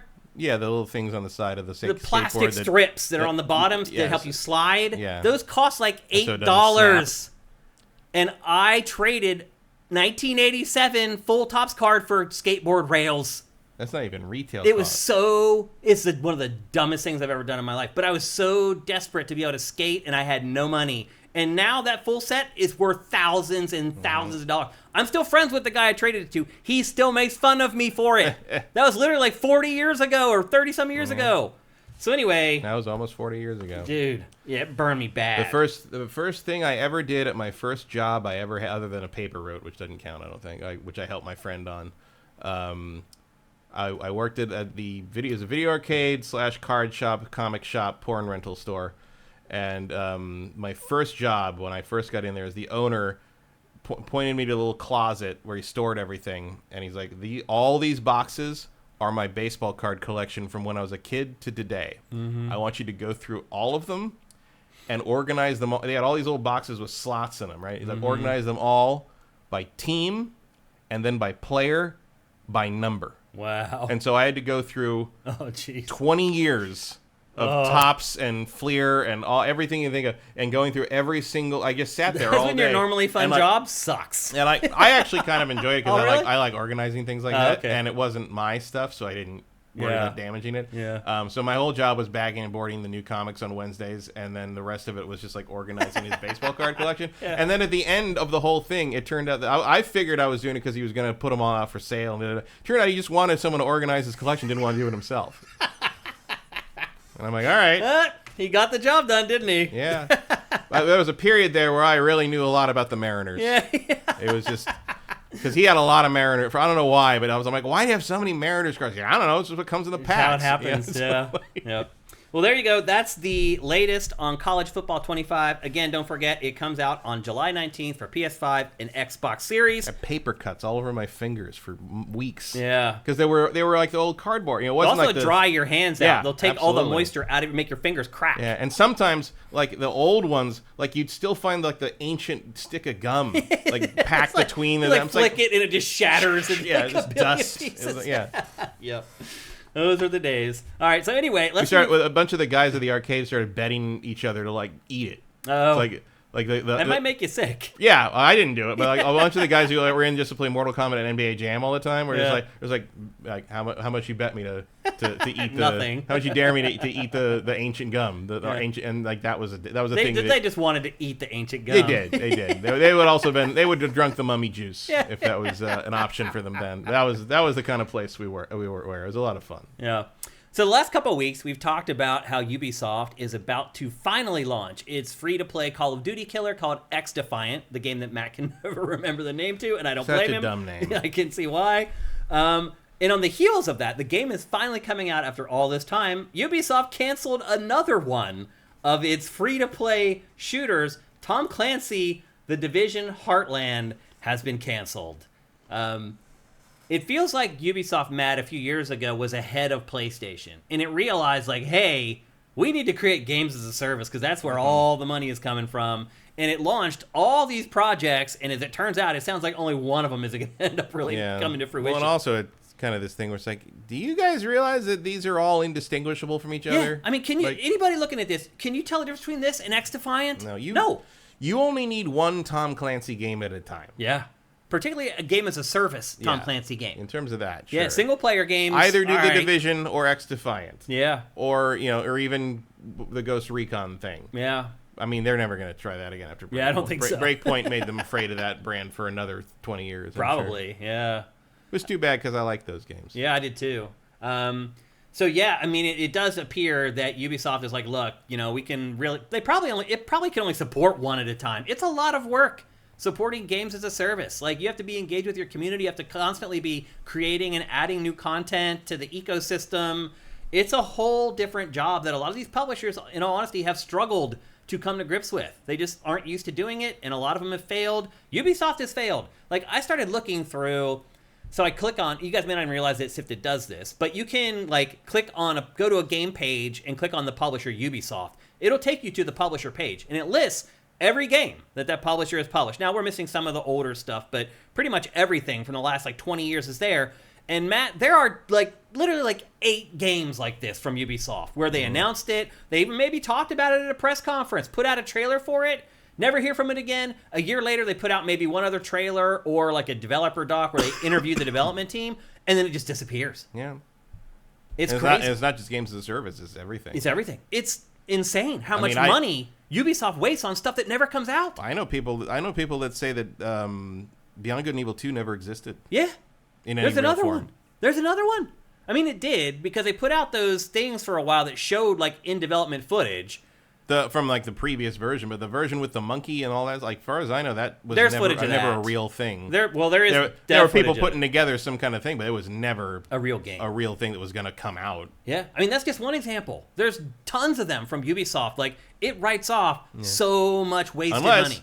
There's another group that did more projects on that, and maybe it will in some form, but it won't be the thing you saw in that trailer, that weird trailer with a monkey and with a chimp and the. It'll evolve into something and all else. It'll be something else weird. Yeah. I mean, it was too bad because I thought that version looked pretty cool. Me too. Even down with who was that celebrity who had the service or the site where people were going to design all the art for the game or all the in-game stuff, and they're going to pay them. You remember that? They did They did a whole presentation about it at a year after that trailer or something. No, I don't remember that. And it was I can't remember who Was it a celebrity developer or a celebrity? No, it was like an actual celebrity person, like outside of the game industry, but he was starting this this new thing that was like a company where you could basically put up a thing that said, we need art for this project or whatever, and people just come in and do the art, and they'd get like a cut of something. Interesting. Joseph, I don't remember that. Joseph Gordon-Levitt, that's right. What is it? It was Joseph Gordon-Levitt. He had a company. He was like the top off the meta, coming top off the ropes with your first ever chat comment. Good job, man. Mm-hmm. Come back. We're here every Tuesday. Hit record. That was it. Yeah. It's like, but it was mentioned in that press conference years ago, and I don't think anyone's ever mentioned it. And people did it. Like I remember people did it, and like there was some weird stuff about like, you know, because that game's obviously never going to come out, so who knows whatever. All that art just got thrown into a hole somewhere, I assume, and you'll never see anything out of it. But yeah, that was a weird. It was like I forgot all about that. It was bizarre that like you decided to do that for a project that you knew was never going to go anywhere. As well, maybe. It was definitely Joseph Gordon-Levitt. Okay. I think it's just like he's got those two interchangeable in his head, which I get. I can understand. Yep. So anyway, yet another Ubisoft project that it's worked on. This one's they've worked on for a couple years already. Gone. It's I don't know what's going on. Nothing of value was lost. Yeah. Other than the jobs of the people who were working on it. Who knows what happened to them? Yeah. Probably got laid off. Hopefully got shunted to another project, but like. Yeah. At some point, that's got to affect your morale, right? Yes, absolutely. Things definitely affect your morale. Like. People aren't robots. I don't think anybody I knew who worked at Ubisoft is still at Ubisoft. Everybody left. That you had contacts there, they're all gone. Yeah. I mean, obviously they still know what happens there because it's a small world and it's small. They're industry, still friends with people who and are they're there. all, you know, it's like the game development community up in Toronto or Montreal are all still talk to each other, so everybody knows. But like, it's just amazing. It is. Like, yep. But all the people talking about, it's like, well, how come the Assassin's Creed does this now when in 2007 it did it, because that was like 4 creative teams ago? Like, what are you talking about? Especially with that franchise in particular. 17 years ago. What are you talking? That's crazy. As a tease, we are going to be talking about Assassin's Creed Shadows here in a little bit. We're going to preview that for you guys based upon all the information that's out there, so stay tuned. Next up, we got a tease for a Valve hero shooter / MOBA called Deadlock. It leaked out this week. It is a hero shooter that plays in lanes. So you have like 3 lanes, just like a MOBA. And I'm assuming you have like your ADC and your jungle and your top laner and your mid guy. Huh? What'd you say? Trying this again, huh? Yeah. Well, I mean, I can't think of too many shooters. Not shooters, but like there've been, you know, boots on the ground attempts at MOBAs before. Yeah. I'd say Smite does something somewhat similar. Yeah. And there are characters in that shoot. Yeah. So yeah. It's okay. Is it like original characters or like Valve characters? It's like Valve characters. It's like a cross between Dota 2 and Team Fortress 2. I'm trying to think of Valve characters. But was it like Team Fortress and... It's like cartoony, like stylized. Gordon We would show you guys Freeman. B-roll of it, but no B-roll's leaked yet, unfortunately. Gordon Freeman, Chell, I guess. Yeah, I don't think... None of the screenshots showed any of their heroes. Like, they were just new characters that Valve had created for the game. They may be in there, but in what leaked, they weren't. So, there's no gameplay footage. There was like a few in-game screenshots, one character screen, stuff like that, but no footage yet. Yeah, so what's his name? What's the name of the weird guy? Which weird guy? Mr. Freeman, like that guy? Oh, yeah, he would be awesome. I mean, Agent Smith's going to be in multiverses, right. So why not? You know? Don't you think it's weird that like they put the Matrix in multiverses, but they chose Agent Smith from the Matrix? Well, you don't have to pay likeness rights for him. Oh, you don't? Well, I mean, it's just a guy in a black suit with sunglasses. He doesn't look anything like Hugo Weaving. Yeah. So if you do Neo, it's got to be Keanu. And but I mean, it's their property. They don't have to pay, period, right? You have to pay likeness rights for things. Oh, they still have to, you're right. They still have to pay the person. You're right, yeah. But if you put sunglasses and change the face enough on Agent Smith, he's still going to look like a balding, middle-aged man who doesn't look like Hugo Weaving. Yeah, yeah. So you probably have to dodge that. But, you know, I don't know. Like, you put him in, you really should put Neo and Trinity in. Yeah. But we'll see. Yeah, I think the DLC, they'll come. But anyway, the big news here is that Valve's making a video game, people. Valve is making a game, like a real game. A lot of people might be interested in playing. Who needs Half-Life 3 when we've got a MOBA online shooter? Seriously. What in the hell is going on there? Like, and it's also, what year is it? Yeah. Like, this like would have who been cool wants 6 this? years ago. Did we learn nothing from Artifact? Yeah. Or any of the other Talk about hero a day, shooters that look cool. That's what but I mean. fell on A their day face. late and $1 short. Like, who the hell wanted another fucking card game when they remember that? Remember they announced that Artifact? Yeah. And the whole fucking theater just went, oh. Like, no one wanted Yeah, because they're like, Valve has a new game. Everyone's like, oh, damn, Valve has a new game. And not like that. No. No. And this is a little bit of even not Dota, like that. Even Dota 3 would be more exciting. No, you're right. Yeah. I would actually be excited to play Dota 3. Yeah. So anyway, at least Valve is making a game. I think that's positive, but unfortunately it's not the game that we all want. Next up, in addition to some of the other stuff that leaked out with Take-Two about Grand Theft Auto 6, there were some other hints at what's going on behind the scenes there. And once again, their CEO hinted that one of 2K's biggest franchises will be unveiled at Summer Game Fest. Yesterday, by the way, Polygon wrote an entire editorial about the fact that it's called Summer Game Fest instead of Summer Games Fest. I am not kidding. One of their editors wrote an editorial opinion piece about that. And we did not curate what was his stance on it? Just like it doesn't make any sense. No crap, dude. We've known that since it started, that it doesn't make any sense. Like, why did you wait till now to write an editorial about it? Like, I was just like, who okayed this at Polygon? Like, so he thinks it should be games? Yes. And it should. Because you're not just seeing one game, you're seeing games. Yeah, but it's a fest of game. Like, I'm trying to think of how that works with other stuff. Exactly. Yeah. Like you don't write an editorial about it. Right. It's like if there was a football fest, it would be Football Fest, not Footballs Fest. Because it's just called football. Right. But it's called the games industry. It's called the game industry. I call it games industry. I'm game industry. You're singular? Well, it's not the films industry. It's the film industry. Yeah, you're right. Like, it just seems like there's no one size fits all for this. No, stuff. I mean it's very informal because it's never needed to be formalized. Yeah. I can understand why he went with game, but you better be ready for everyone saying games. But not because it necessarily makes more verbal sense, because I think game industry probably and Game Fest probably is more correct grammatically.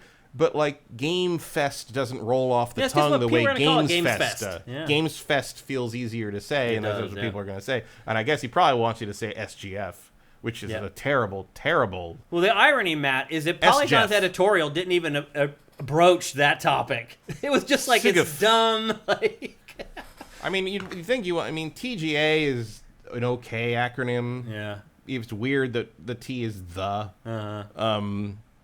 But you can't really call it G. Like, but G. But like you can't like SIGIF, SJF. I mean, he just should have come up with a better name. Period. Yeah. Summer Game Fest is not a good name. It just isn't. It should just be called Jeff, except you replace it's GE3FF. He should have just. Doesn't make any sense, but they're calling Tron 3 TR3N. That's Tren. That doesn't mean Tron. That's Tren. So why not just make GE3FF? He should have just stolen the name of the party that we used to go to, which was called B4. Because the other thing is that his thing happens before everything else. Right. His thing's on Thursday, and then E3, not E3, is during the weekend. So it is technically B4 then. So you should just call it B4. People would remember that. Talk about inside baseball. It's easy to remember, B4. Mm-hmm. People would have... No one would have written an editorial about it. Well, to be fair, he established it years earlier. Yeah. But like... Yep. It's still a weird name. It is a weird name. It's not a great name. But you don't write editorials about stuff like that anyway. Agent Legend Watson says Comic-Con as opposed to Comics Con. Right. Retro Modern Gamer says Jeff Con. Yeah, that's worse than Summer Game Fest. Summer Jeff Fest. Mighty Pony Girl says or C4 for the blowing up of things. Yeah, because you're right, because it blew up E3. Yep. So anyway, back to what we were supposed to be talking about before I took us down a non sequitur. People are wondering what the one franchise is. And basically there are two options, Matt. There's BioShock and there's Mafia. Both of which have been rumored to be in development for quite a while. Both of which are well overdue for a new game in the franchise. Although obviously BioShock way more so. Yeah, I would argue that BioShock is a much bigger thing than Mafia.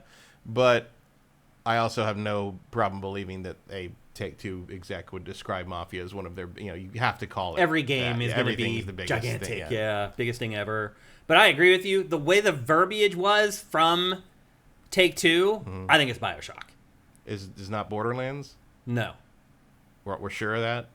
Pretty sure. Even though there's a movie coming out this year? Because Borderlands, that's a good point. But Borderlands was talked about earlier in that conversation. Because they brought up Grand Theft Auto and Borderlands as games that potentially could go above the $70 threshold, basically. And then later on... I can't possibly describe how much I'm not paying over $70 for Borderlands. Come on. I hear you. So my bet also is BioShock, which means that Jeff is going to have a big exclusive in SGF. It looks like that he's going to have the first footage of BioShock 4. Now, this obviously is being built by a new studio because the old studio that built it, basically all the employees there were poached to go work on Judas. So is this game footage or is this early footage? Is this the trailer? This is B-roll, I think. Is this the actual final game or is this the original? I think this is the final game, yeah. I don't remember having that much cleavage. Oh, you know what? Maybe this is that first trailer that they put out, where the game ended up not looking quite like what we all thought it was going to look like. Yeah. She looks a little different there, too. Yeah, I think you're right. She looked a little more Disney princess in the final. Yeah, I think you're right. I think this is, in fact, like the demo that they showed the first time that made people lose their minds, myself included, by the way. This was the last thing I ever saw at E3 as an employee of G4. Oh, really? As an ex-play. Because they brought us, the whole team, basically, in for to watch this. It was like the last demo of the last day of E3. It was the last thing we saw, and that was the end of E3. We didn't know it at the time because we got shut down at the end of that year. Yeah. But that was the last E3 thing I ever saw for X-Play. This thing blew people's minds. Oh, yeah. Like, people were like, oh, I was one of them. I fully copped to it, man. I was all well, if they'd actually delivered what this was, it would have been justifiably. Yeah, it ended up not being this. No, it had a fucking Revenge of the Jedi reference in it, for God's sake. You weren't ready for that. I wasn't ready for that. Yeah, but they were they were all very. They were what was it? That was Irrational.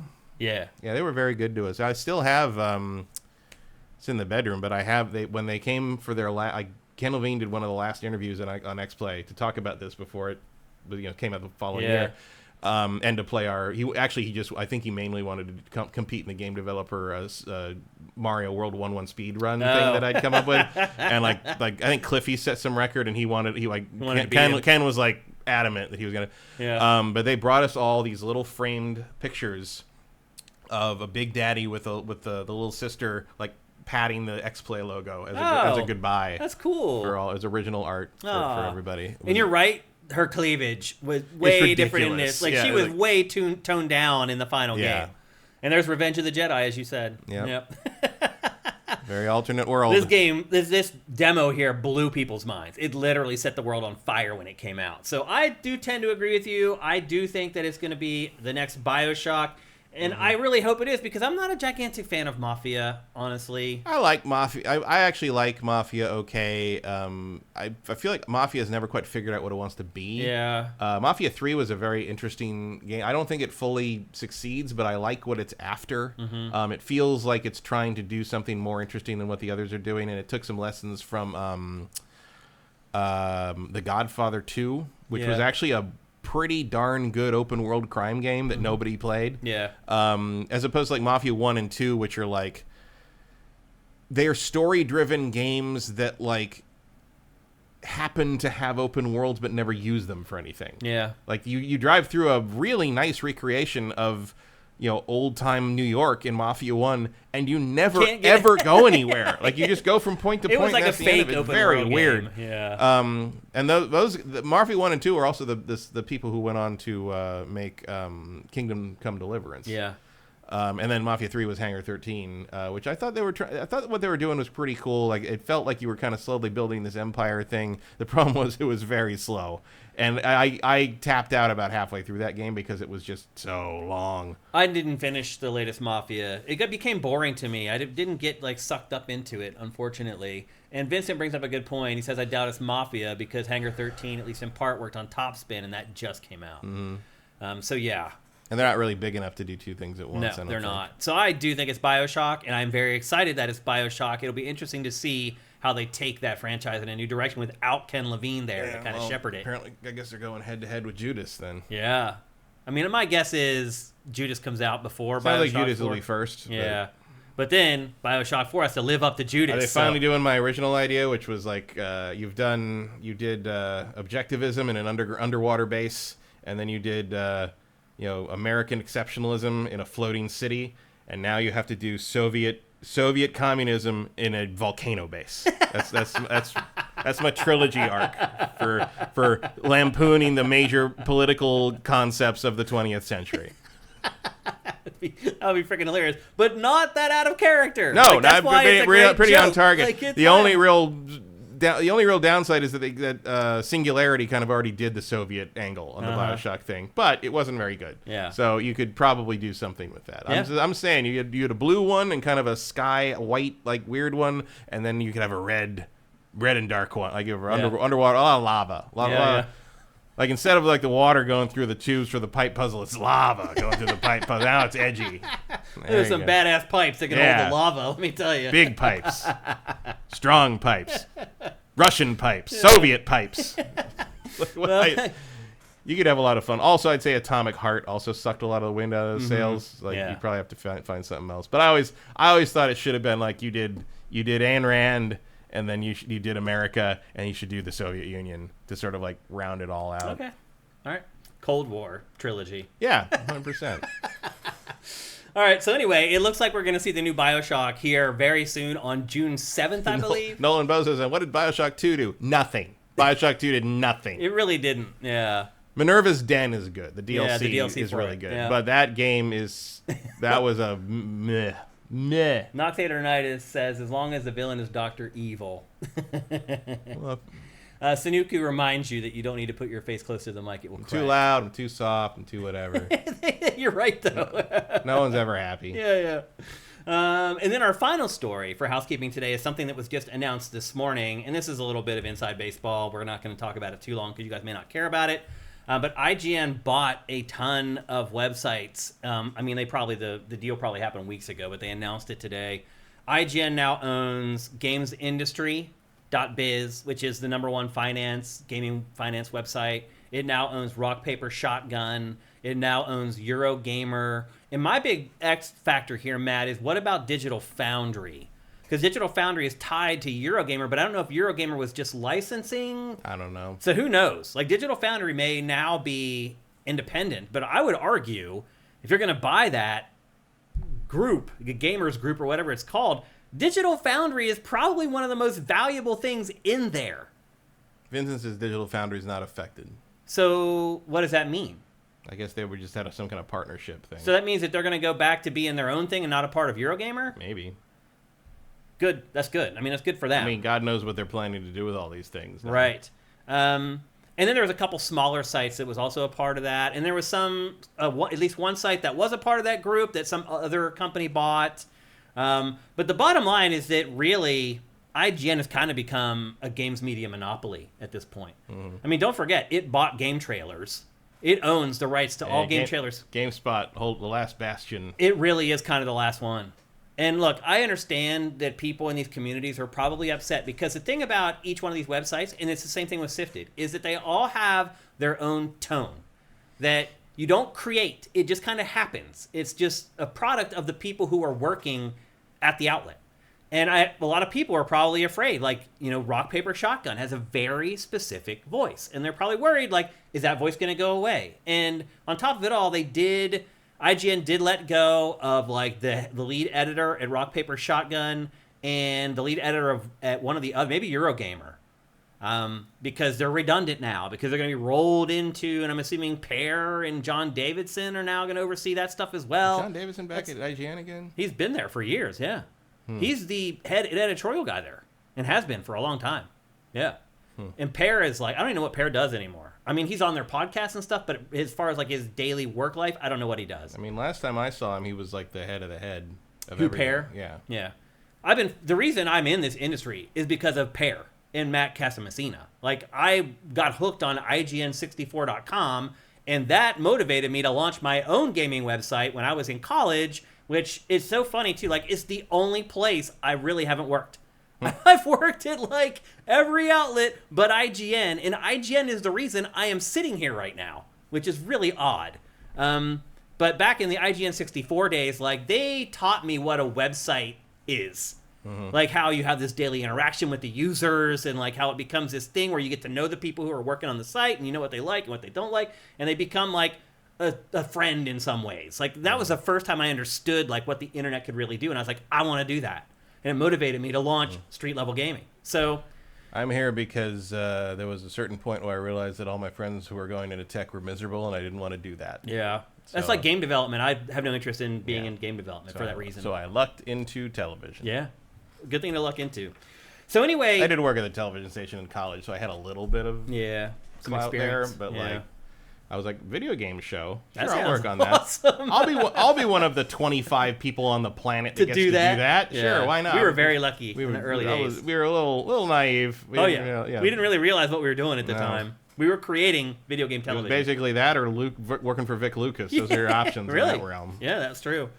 So anyway, I do understand how fans of these websites might be upset because they're afraid that tone is going to go away. But the truth of the matter is that most of these websites wouldn't have survived. Like, that's really what's happening here is like they wouldn't make it unless IGN bought them. So it's like the question is like, is IGN buying them so they can then make them all part of their network and diversify their keep running them reach, or are they just going to shut it all down? Or are they going to start driving the URL Eurogamer.net to IGN? Just to IGN, which may be all about redirects, because the other thing you'll have that annoying period of like 4 to 6 months where everyone is working. You're all part of the IGN editorial family now. Oh, you're all actually laid off. Like all of you. Yeah, all of you. It could happen. And a few people who were already working for IGN before the sale, just cuz. Yeah, they're going to be cut too because we've been wanting to get rid of them. Yeah, we want to cut all that down anyway. Now we found an opportunity to do it. And now we can do it in a way that bumps the stock price up by about 2%. Yeah. Yeah. So anyway, I mean, corporations are not your friend. I mean, what websites are left now? Like I run a website where it's about us curating content from all the other websites. There's like Shack News, Kotaku, GameSpot, Polygon. Yeah, and Polygon's still around. Not many. Like, it's crazy. Beyond that, you're getting into really small outlets that I just know because I know people who work on them, like that kind of thing. That's about it. You can see it on SIFTD, though. If you go and check out your SIFT and just keep scrolling down to the endless scroll to like years ago, we were curating content from like 30 different websites. Well, now it's down to like 10. Well, also like 9 years ago when you started it was like, how else are you going to manage the deluge of gaming content out of all the various outlets out of 30 outlets, yeah. Like, it was just ridiculous. And like, now it's just sort of like, well, would you like to see your IGN article with a frame around it? Kind of thing. A little bit, yeah. I mean, but we do curate. We cut out all the crap, so you don't have to sort through all the crap to get to the good stuff. Yeah, there's definitely stuff that pops up that I wouldn't have seen otherwise. A lot of times from non-gaming outlets. It's like we're like another outlet that isn't normally doing worthwhile gaming content. Yeah, like we curated the interview with Strauss Zelnick from Take-Two with CNBC. That was up on the site yesterday. I guarantee you SIFTD for a week, you're going to find stuff you're never going to find just doling around YouTube. Mike's Q says, I submitted 4 questions for Pactor. Thank you, Mike's Q. That is awesome. You are actually one of the people I was thinking about who used to ask great questions. You're also somebody who, when they ask a question, Pac remembers you and says, my buddy, Mike's Q. So thank you. Mitchell Ness says, do you think IGN has purchased these companies in response to IGN unionization? I think that's too recent for that to have been This has been in the works for a while. Yeah. But it is going to be interesting to see how that affects what they do now. Mm-hmm.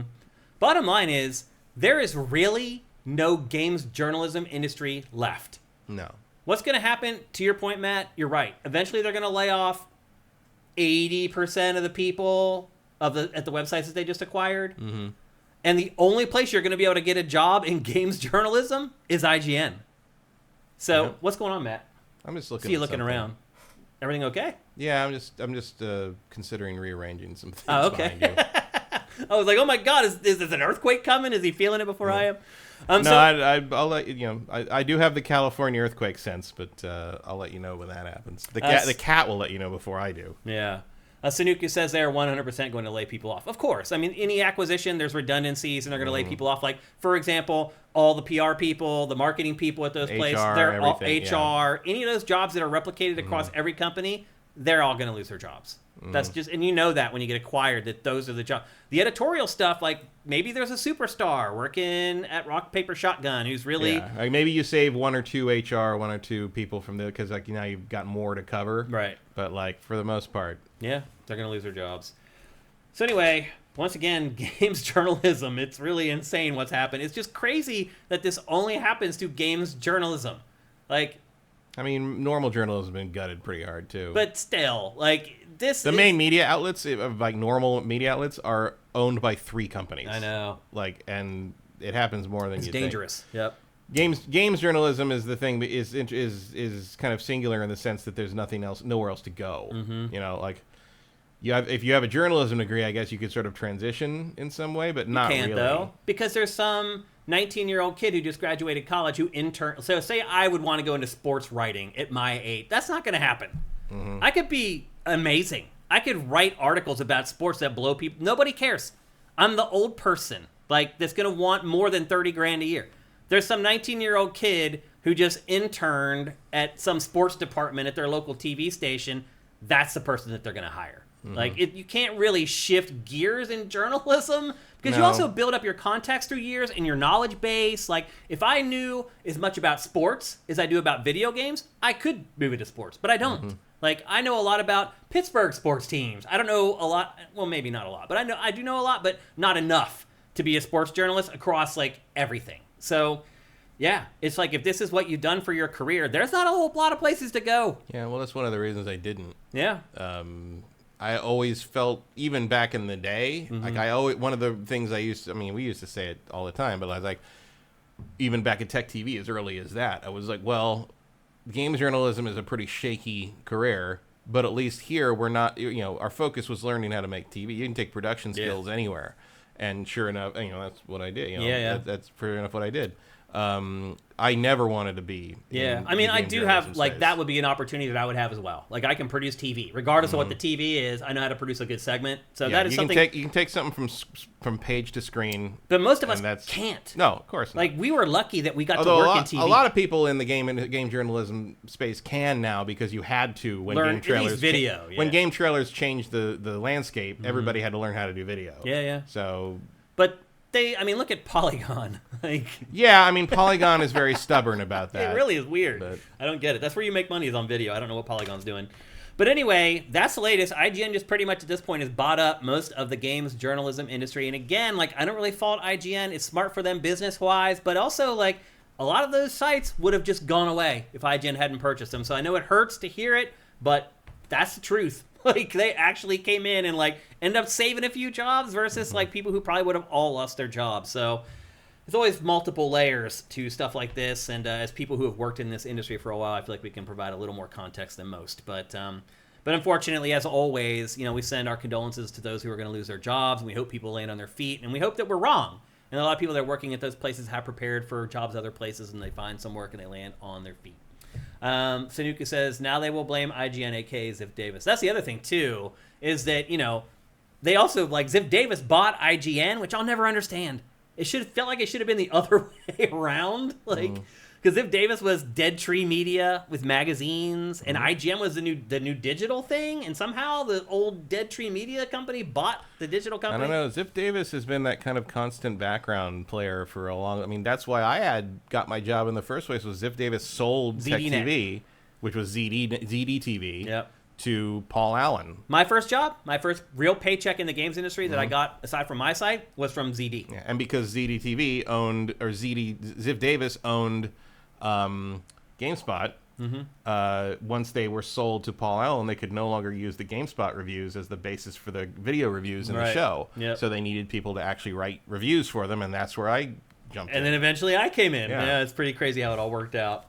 So anyway, that's the latest. IGN gets bigger. Other guys are going away. News at 11. It's the same thing that's been happening for the last, like, 5 or 6 years at this point, sadly. All right. With that, we're about ready. Eventually it'll just be AIs reviewing GTA 7. You're probably right, man. Sadly. That's probably where it's going to be at this point. So anyway, got a big show for you guys. We're going to talk about Hellblade 2 in just a minute. But before that, here's a word from our awesome sponsor, LS Cream. LS Cream is a fine cream liqueur created by fellow gamer and sifter Stevens Charles. It's inspired by an ancestral recipe from Haiti called Cray Mass, and a double gold winner for its original taste at the New York Wine and Spirit International Competition. LS Cream can be enjoyed on the rocks or as a mixer for drinks with its rich blend of fresh cream and neutral grain spirits with notes of coconut, vanilla, cinnamon, and nutmeg. It's great in coffee or to make espresso martinis. To learn more, discover amazing drink recipes, or to track down your own bottle using a handy store locator, head to creamls.com/sifted. That's creamls.com/sifted. That's right, people. Head to creamls.com/sifted and Craymass Dadass. I love LS Cream. I can't say it enough. Things have just worked out. Sometimes life just works out that way. Like when they approached us about this sponsorship, I had never heard of LS Cream. I'll be honest with you, I wasn't even a big fan of Bailey's at that point. Which is what this is probably most similarly tastes like, but this is better than Bailey's. I mean, it's obviously also cream liqueur. I don't think it tastes like Bailey's at all. You don't? I mean, I guess the same. It's the closest thing of, I can compare it to. It's the closest thing, but it has a more robust taste. It has more spice to it, and it's thicker. So it's just completely different. It's a completely different mouthfeel, and it's a completely different taste. No, the spice, I think, is the biggest difference. Yeah. Like, we talk about it in the ad, like the spices that they put in this, that's what sets it up. Bailey's is way more benign and, Bailey's generic. You're like, oh, we're going to add a kick to the eggnog. The kick in Bailey's is like there's alcohol. Right. The kick in this is the spice The flavor. blend. Yeah. We love LS Cream, man. Both Matt and I love it. And we even had a little bit down here. You had a party not long ago. There was LS Cream down there.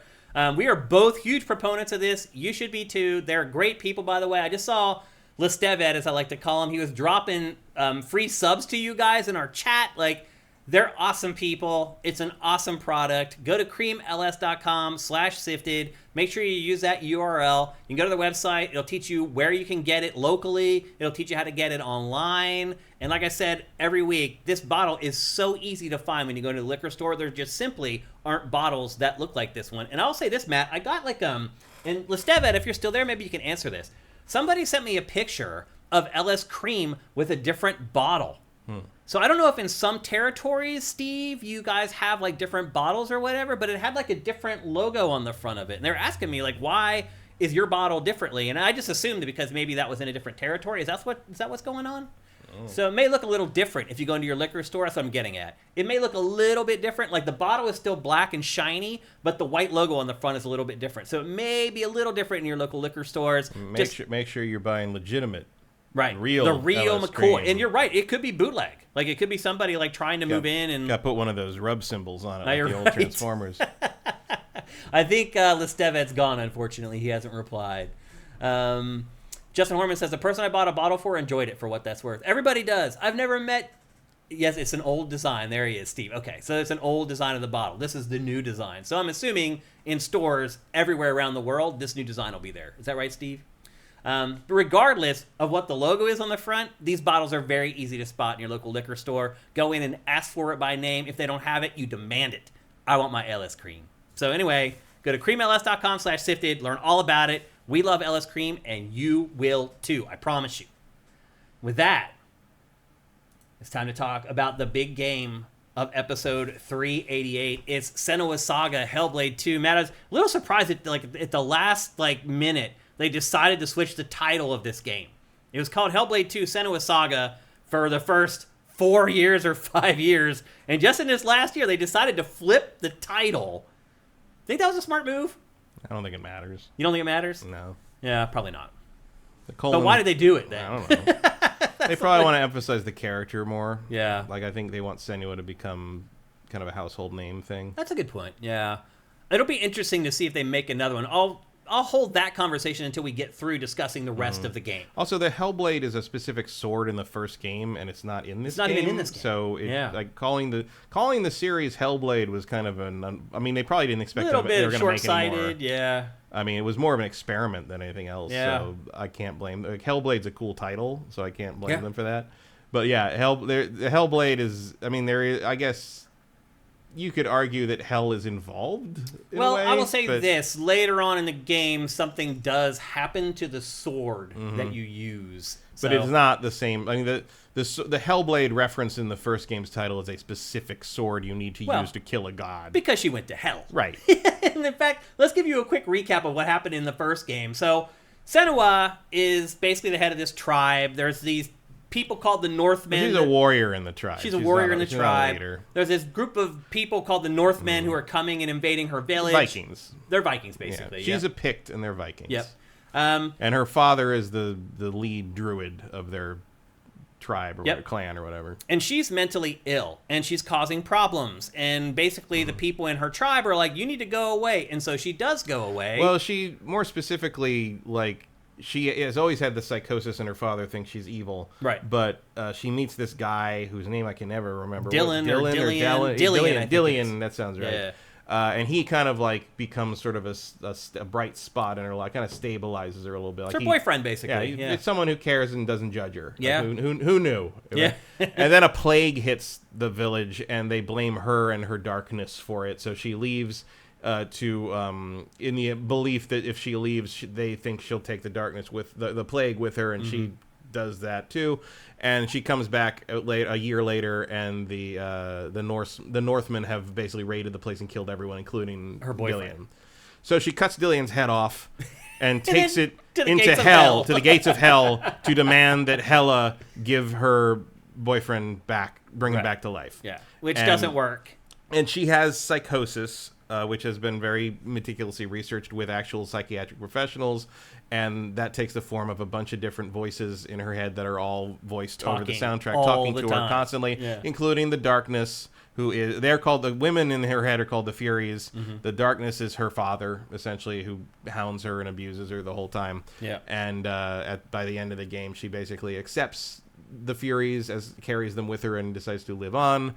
And in the beginning of this game, some time has clearly passed. She's gone back to become the warrior of her tribe, and has allowed herself to be captured by the Norsemen slavers to follow them back to where they take the slaves to stop them. The Northmen have been invading her village and stealing people, basically. Taking people constantly, and they have a particular sigil they have, so she wants to find out where they're going and basically kill them and stop them. So she hijacks the boat. She gets on the boat with the other slaves. She gets on the boat and just sits there, and then the boat sinks. Conveniently sinks right next to the island they were going to. Well, no, it's not the island they were going to. Really? No, it's an island controlled by the guy's father who runs the whole thing, but he's not on the island.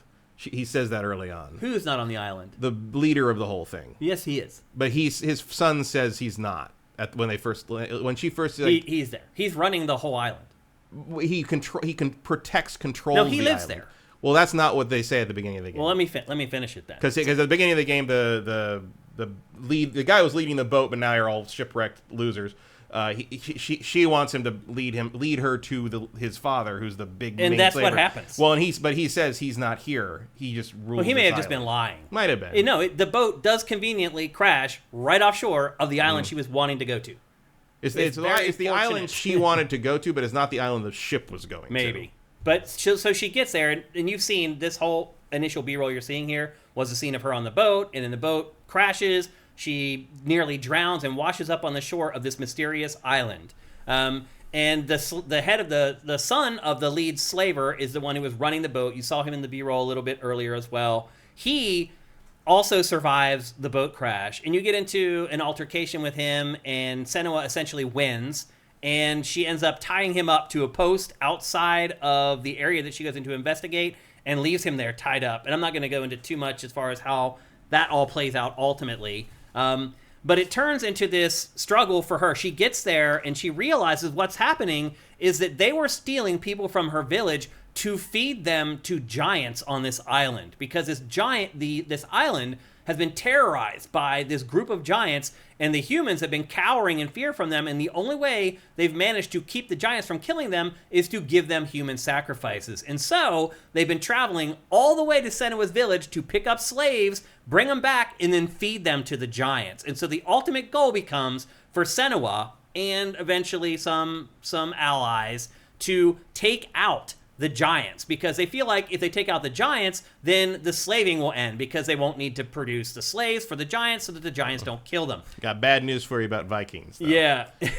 And that's the basic plot of the game. The tissue between the first game and the second, there's not much. Like, this is pretty much a self-contained game. You don't really need to have played the first to understand what's going on. And they retread a lot anyway, especially with her father. Yeah. So you spend a little more time than I'd like doing kind of, I'm back in the past and I have to, like, deal with my father yelling at me, like, as the darkness and all that. It's like, yeah, I know, we did that before. And I know they kind of were anticipating people who hadn't played the first one were going to play this one. But I think that opening recap scene does just fine. Yeah.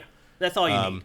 The story on the island is way more interesting than the internal struggle in this. Because the internal struggle, if you've played the first game, feels like a review. Yeah. And I'll say this, too. The voices in your head, the sound design for it's incredible. Like, there's... The voices jump around. Like, if you're playing this on a 5.1 system or even a really good set of headphones, the voices are, like, 360. They're coming from, like, all different directions. You never know where they're going to come from. The technical achievement there is a substantial. The technical achievement on the overall is insane. Oh, yeah. You're seeing the B-roll. This is probably the best looking thing. I mean, we say this a lot because the bar has been raised repeatedly by various games. This is probably the best looking thing I've ever seen. It's definitely the best looking Xbox Series X game. Oh, yeah, without a 100%. Doubt. I mean, I'm playing it on my on my PC, and it does run. Runs at 90 frames a second, like no problem. Everything maxed out. DLSS on. It hitches a little bit early. Hitch a little bit early on with shader compiling, hitching, but that like around this scene basically. But nothing since then. Just buttery smooth and just there. So as an example, there's a scene earlier here after you first get shipwrecked, where she's climbing up this like these rocks to get off the shore, and right there, that's the end of it right there. And halfway through it, I'm just like, why am I still holding up on the D-pad? It's just a cutscene. And I let go, and she stopped climbing. Yeah. And I'm like, oh, it's not. You're cinematic. Actually, I mean, there is a lot of just holding up, and she's going to walk for as long as it takes the dialogue to play out. Oh, yeah. But like, there's a whole lot of that. The voices, I think the voices were... I mean, they were done differently in the first one in the sense that like they were more intrusive and she would quiet them down and then they come back and there was a little more ebb and flow on them. This one, they're just constantly there, they constantly never stop talking, and they get really irritating after a while. And I think that's intent. I mean, I'm sure if you actually suffer from this, it's probably pretty fucking irritating. It started to make me insane. You do start to feel kind of crazy after a while. And I do think that's probably intentional. I think it is absolutely intentional. Yeah. But that kind of also means two things. It means this game feels really kind of oppressive to play. Yeah. It's a depressing game. Like, it's short enough to play in one sitting, but I don't think you'd want to. I mean, I kind of did. You probably, I played it in like 2. But if you don't have to for a deadline, I wouldn't recommend doing that to your day. Yeah, I don't think it's good for your mental health. Probably not. And I do wonder, like, how much of that is the developers intentionally trying to impart what Senua is feeling I think it's on all the player. Intentional, 100%. Yeah. But here's the thing, though. This game is one note, one tone. It is just dark. Like, if you look at the script and you did a search on the script for this game, I bet you the word dark is used, like, not exaggerating, like 2,000 times. It is very dark. They use the word dark over and over again. The game itself is very dark. There are also, sections in this game where you can't see. think is this footage from the Xbox? This is the Xbox Series X, yep. So this looks darker than mine, and I assume you have HDR turned on. Yeah, here. I do. Yeah. I had to turn it off. Oh. Because it made the game so dark I couldn't see it, even if I turned it up. If I turned up the brightness high enough to see it, it washed it all out. So I turned the HDR off, and I think it looks fine. I tried a bunch of stuff to lighten it up, and nothing really worked for me, unfortunately. There were some sections where it were almost unplayable. They were so dark for me. Yeah, this looks way darker than what I played. Yeah. And it doesn't look bad here. It looks great. It looks amazing. I did turn the HDR off on the PC. Yeah. I just didn't feel like it was necessary, and it was just impeding... It was just impeding the visual quality. Yeah, I thought it looked fine without it. So you've seen several skirmishes here with the combat. The combat is very simple. There's a light attack, a heavy attack. There's a block, and there's a dodge. And that's pretty much it. Like, and eventually you get the focus thing. You get a mirror, a magical mirror that lets you pull finishing moves. And you had a similar thing in the first game. Yeah. I don't remember it was the same mirror. I mean, the one thing I would say generally about once you activate the mirror, you win. Yeah. What you're doing is basically you want to hold your own until you can charge the mirror and then activate that and just beat the shit out of them. As you block or dodge, you can see the mirror on her hip. There's a meter on it that slowly builds. And once it gets to the top, you squeeze the right trigger and you can basically pull off a finishing move that will go through an enemy's block or anything. I do think it feels much less stiff than the first game's combat, but it is essentially the same system loosened up a bit. They also blended the animations from the controlled combat to the finishers way better. You can cancel attacks to block or dodge. I definitely appreciate that. Like the fighting against the monsters and the weird, mental hallucinations is a little more kind of whack. But like the fights against actual people in this really do feel like two people trying to not die. Yeah. One thing that's different about this game is that you only fight one enemy at a time at all times. You never fight more than one. You finish one and kill it, and then the next one will come running from the dark. And then she turns around and realizes there's something behind. And it's cool how it's all seamlessly... She really should keep her head on a swivel a little more. But it is cool how it's seamlessly all put together. Like, the fights are highly choreographed. And even though you're only fighting one enemy at a time, like, as soon as you finish someone, another enemy comes in very creatively. And if you get farther into the game, like, you'll start fighting like 20 dudes in a row. And they start getting really creative with how the enemies use each other to fight you, and how your allies will come in every once in a while, and you'll do like a back-to-back sort of... They do a good job of making the big fights feel very confusing and chaotic, and you're kind of not sure, even though you're doing the same thing over and over again, you're not really sure what the next thing is going to come from, and where and like you'll be fighting a guy, and one of your allies will just run across and tackle him and knock him out of the way, and another guy comes from behind you and knocks you away, and then you got to reset. Perfect time with the B-roll. They just showed that exactly as you mentioned it. Yeah. The one thing I would say is the combat you do feel a little bit disconnected from it. Like, the windows that they give you to block and dodge are very wide. Yeah, it feels very, not rudimentary isn't the word I'm looking for. It reminds me a little bit of like Dragon's Lair and games like that, where you're just memorizing inputs and patterns. It doesn't remind me of that because it's not irritating as all fuck. Dragon's Lair sucks. Yeah. It's too fast. It's the opposite of Dragon's Lair because you have time to react in this game. Like, I get what you mean by like, it just feels like it's kind of like automated. You've got 4 things you can do, and you just have to choose when to do one of those 4 things in the right time. Like, what is the word I'm thinking of? Like, it feels obligatory. Yeah. It feels like we had to have combat here. So here's combat. Here you go. But we're not going to like make it, God of War doesn't really have to look over its shoulder or anything. We're not going to make it get good at this necessarily. You just got to be able to know which buttons do what. The other thing too is that the combat will go away for like long periods of time, and then it'll shift gears into the puzzle game. And you got a little taste of some of the puzzle stuff like earlier in the B-roll. Like she can do this thing where it's called focus. And it basically just, she goes into this like special vision, and she like lines up sigils with like pieces of environment to create shapes. It's hard to explain until you see it, and then it's obvious what I'm talking about. Or if you've played the first game, you know exactly what. Right, it's the same thing. And that's the other thing I would say is that this game is maybe just a little bit too similar to the first game.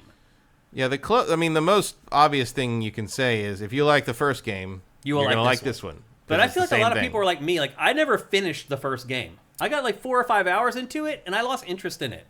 I finished it. I did take a break when I got to the one after I'd gone through a bunch of the different puzzle sections, and then they kind of got you to a new section where it's like, here's 3 more sections of puzzles to solve, and I'm like, I'll come back to you in a minute. Never did. Or I did. I finished it. I never finished the first game. I finished it when I got the PC and it looked amazing. When the next gen version hit, I was like, okay, I'll try this again, and then I did finish it. I didn't finish it when it first came out. Okay. Yeah, this does feel lighter on the puzzle stuff. I'm not all the way through it. I'm only in like near the end of chapter 3, I think.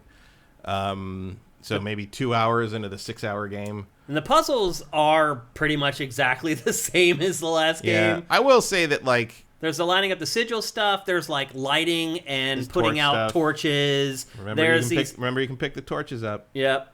Don't forget you can pick up the torch, because there's one part of the game where you may be confused like I was.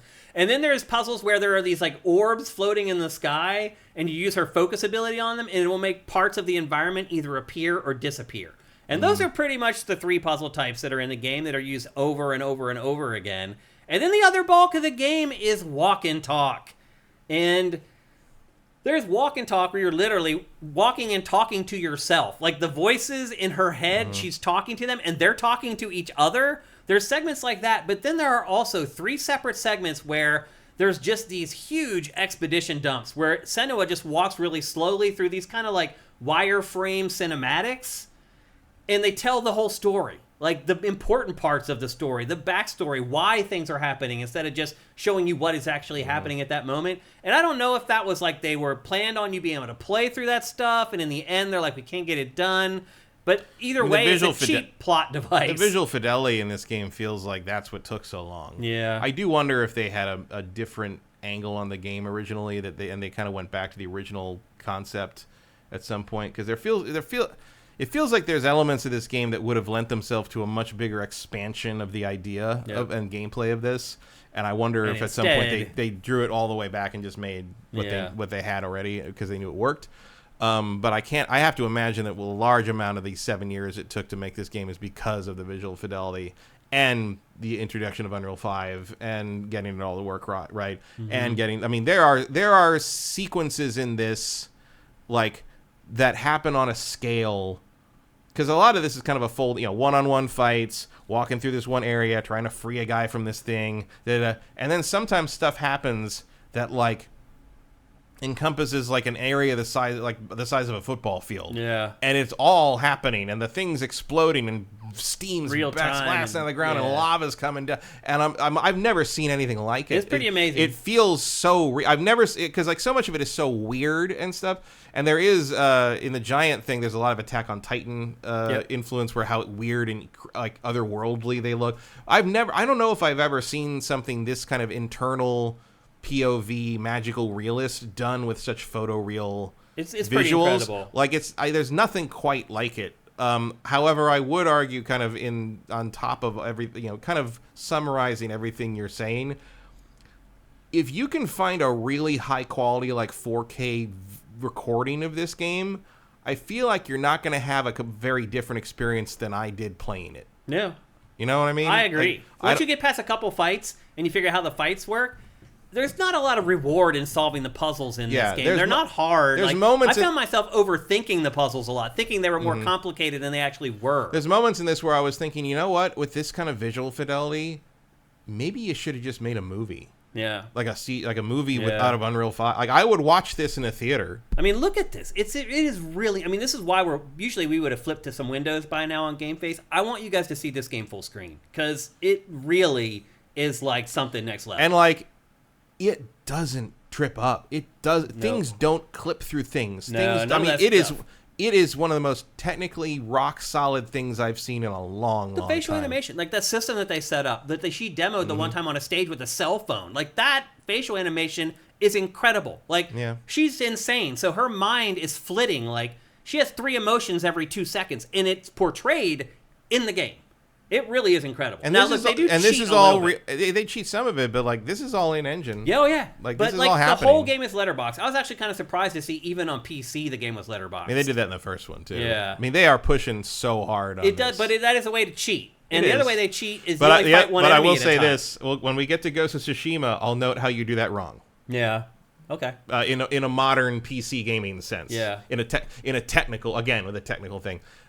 Look at this sequence is incredible. Like when you're walking through the countryside and you're just like, it goes on forever. Yeah. And there's stuff happening everywhere. And I honestly did not see a single rock pop in. No, I didn't see a single blade of grass pop in. No, it is easily the best looking Xbox Series X game ever. It's not even, I don't know, another game in the same league. Halo Infinite looks like a joke compared to this game. Yeah. You're looking, I mean, in terms of the best looking things I played on my, my 4090, like this is pretty much it really comes down to like between this and like Cyberpunk 2077 and which aesthetic you prefer. Again, this B-roll is from Xbox Series X. This isn't even from Matt's crazy powerful PC. Yeah. It's incredible. Like the advantage of mine is really the main difference is it runs at a high frame rate. Yeah. That's it. Like it looks pretty much the same as this. Yeah. Now, eventually, obviously, based upon what we told you earlier, a big part of this game is hunting down giants and fighting the giants. And those, I'm not going to spoil anything, those moments are literally mind-blowing. What they do technically with the game for those confrontations. And what they do with the camera. Like, there's some, like, top-level filmmaking happening here. Yeah. Like, you could show this at a film festival and people would be impressed by by the presentation on display. Yeah. Like, it's not just the visuals and the graphics, but in terms of how they decide to show you these things. That's its own art, and whoever they've got running that on this game is one of the best in the entire industry. Yeah. So as far as presentation is concerned, this game is gobsmacking. It really is incredible. But ultimately, it is a video game that you have to play. And sadly, that's where this game starts to come up a little bit short. The walk and talk, there's way too much of that in this game where you literally are just walking, either listening to the voices in Senua's head or listening to one of her companions walk along and tell a story, or there's those big exposition dumps I was talking about. I mean, there's probably like an hour and a half of the 6 to 7 hour game here that is just walking and talking. So you're like, oh, it's kind of short. Well, it's actually even shorter than that because a lot of it is just walking and talking. Like, it's not something it's basically what if an indie game looks like the best looking thing you've ever seen. Yeah, that's a good way to put it. There's really nothing to collect in this game. There are these talismans that you find, these sigils or whatever. Yeah. There's like a little. Did you find that green tree at the beginning of the game in that hut? What is that? I don't know.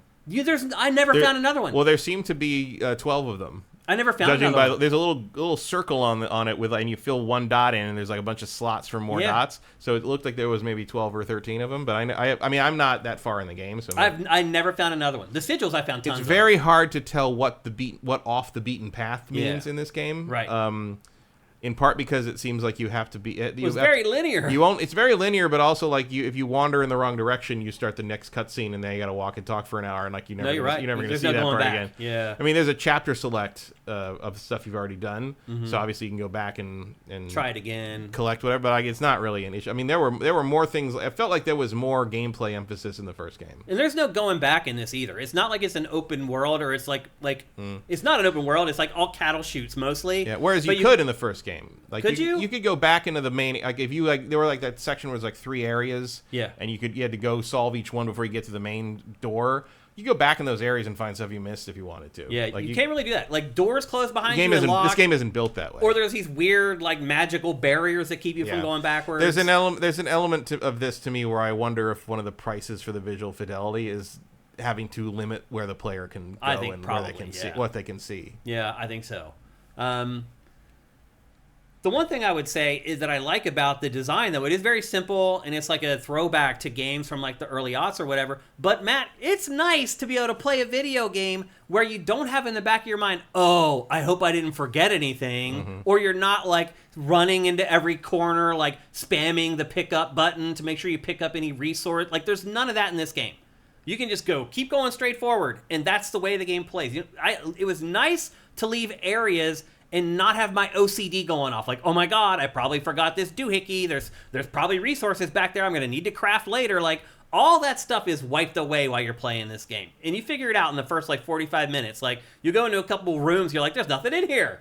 There's nothing in any of the rooms. They're just there to look at. Well, and sometimes you go through an area and you're like, there's nothing. What is the point of anything? And you're like, oh, I'm going to find one of those sigil things. I'm going to come back over here and scan a sigil and do that. And a couple of times I was like, oh, I feel, because my instinct in any game is to explore before I trigger the thing. That's how you play particularly. Yeah. And that just wastes your time in this game. Yeah. Because you're just going to have to come back here when you've activated the sigil and then scan. There's nothing to see. There's nothing to find. Yeah. Except apparently that one little green tree, which the significance of that was never really explained. There are no prompts in this game. There is no tutorial in this game. No, pick up the torch. That's all I got to say. My one pro tip to you is pick up the torch. Well, my pro tip to you on that is listen to the voices. Yeah. The voices do actually tend to tell you what to do. The voices are like a little strategy guide. Yeah. If you listen to them, and I would recommend you try to play this with a good set of headphones or a good surround sound system. It tells you that at the beginning. Yeah. And if you are not getting the same experience as somebody who does. You just aren't.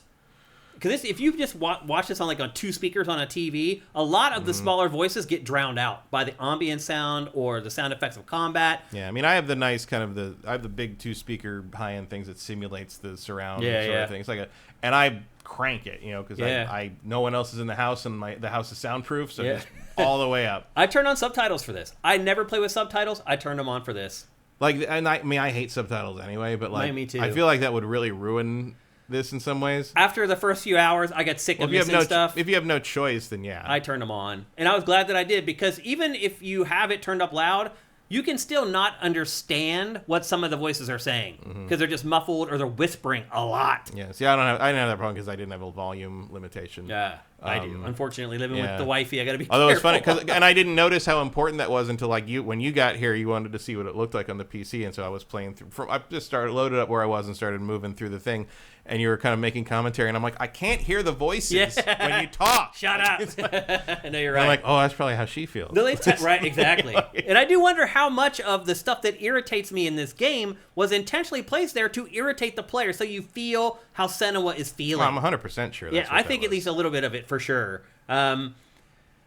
So the sound design is incredible, the graphics are incredible, the presentation is awesome. My biggest complaint about this game, other than there's a lot of there's some padding with the walk and talk stuff, is that it is just one tone. There is not a single joke in this. It is just deathly serious and dark and dark and darkness and dark. Like that's what they say in the game. Like I heard the word dark like 1,000,000 times in like 2 days.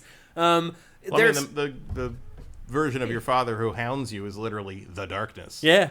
There's no levity. There's not a single joke. I didn't chuckle. There's nothing. It is all just like death and darkness. And then girls whispering in your ear, you're crazy. You've lost your mind. Every once in a while, the voices say something that's a little funny. Yeah.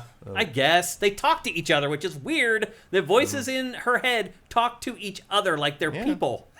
That's one of the reasons it's hard to have voices in your head. Yeah. And they did that in the first game, too. They argued in the first game. And again, part of the one of the different things in this is that the voices are just so constant. Yeah. They never stop. They had like I said, they had an ebb and flow. They would come and go, and they'd build back up, and they'd kind of go away. Like, when usually like with the intensity of the scene, like when you were walking through like through a little quieter through something, you'd hear like little whispers here and there, and then during the scene they'd just be like criticizing how you swung the sword and like she's going to die, she's going to die, she's going to die. And the other one that was like, no, she's not, she's great. They said read the other thing too that I didn't like about the voiceover is that they'll read the same line 3 times. They read it differently, but they repeat the same thing over and over, and then they'll say it together. Well, that's what psychosis is. I know. I understand that. It just as a player, it started to get a little bit annoying after a while. Imagine having that in your head all day. Yeah, but this is a very bleak game. Yeah, is the best way to describe it. There is no levity in it at all. It like you need to prepare yourself to play this game. Like I played it at 7 a.m. on Saturday morning, and I felt so weird. And the game is so dark, I had to like put down all the shades in the living room. I had to put down like the big shade that goes over our sliding glass door. And some sections of the game were still too dark that I had to wait till later, till the glare wasn't on the TV to play it. Like that's. I played it in the middle of the night because it went live at 1 a.m. last night. Fuck you, Mike. Like what? 9 p.m. or 8 p.m. every other fucking time, and all of a sudden, no, like 9 p.m. you're too good for 9 p.m. Yeah. Hellblade 2. Come on. To me, the best use of the voices. I probably would have finished it last night if it went live at 9. You might have, yeah. To me, the purpose of the voices is they're like a little strategy guide. Like they tell you what to do. They're like, go over here. No, not there. Go here. Go over there. Like, yeah, they're a hint. Like when I got to the torch that you didn't figure out how to pick up for a long time. When I got to one of the voices said a light, we need that. Or something like that. I didn't hear that at all. Okay, so I should probably pick that up. I just kept wandering around. Because every time you pause the game or every time you load the game, there's a little controller like graphic that shows you all and the B button is listed as interact, and I'm like, I have not used that for anything so far. So I did it, and it worked. Then it turned out that A does the same thing. Right. So I don't actually know what B does. A and B are the same. A is supposed to just be dodge. Yeah. But it also interacts. It'll also climb up stuff. And climb stuff and up. Probably because that's just what people expect. Yep. They expect A to be a context sensitive button to a large degree. Too, Matt, and we will talk about something later that could learn that lesson.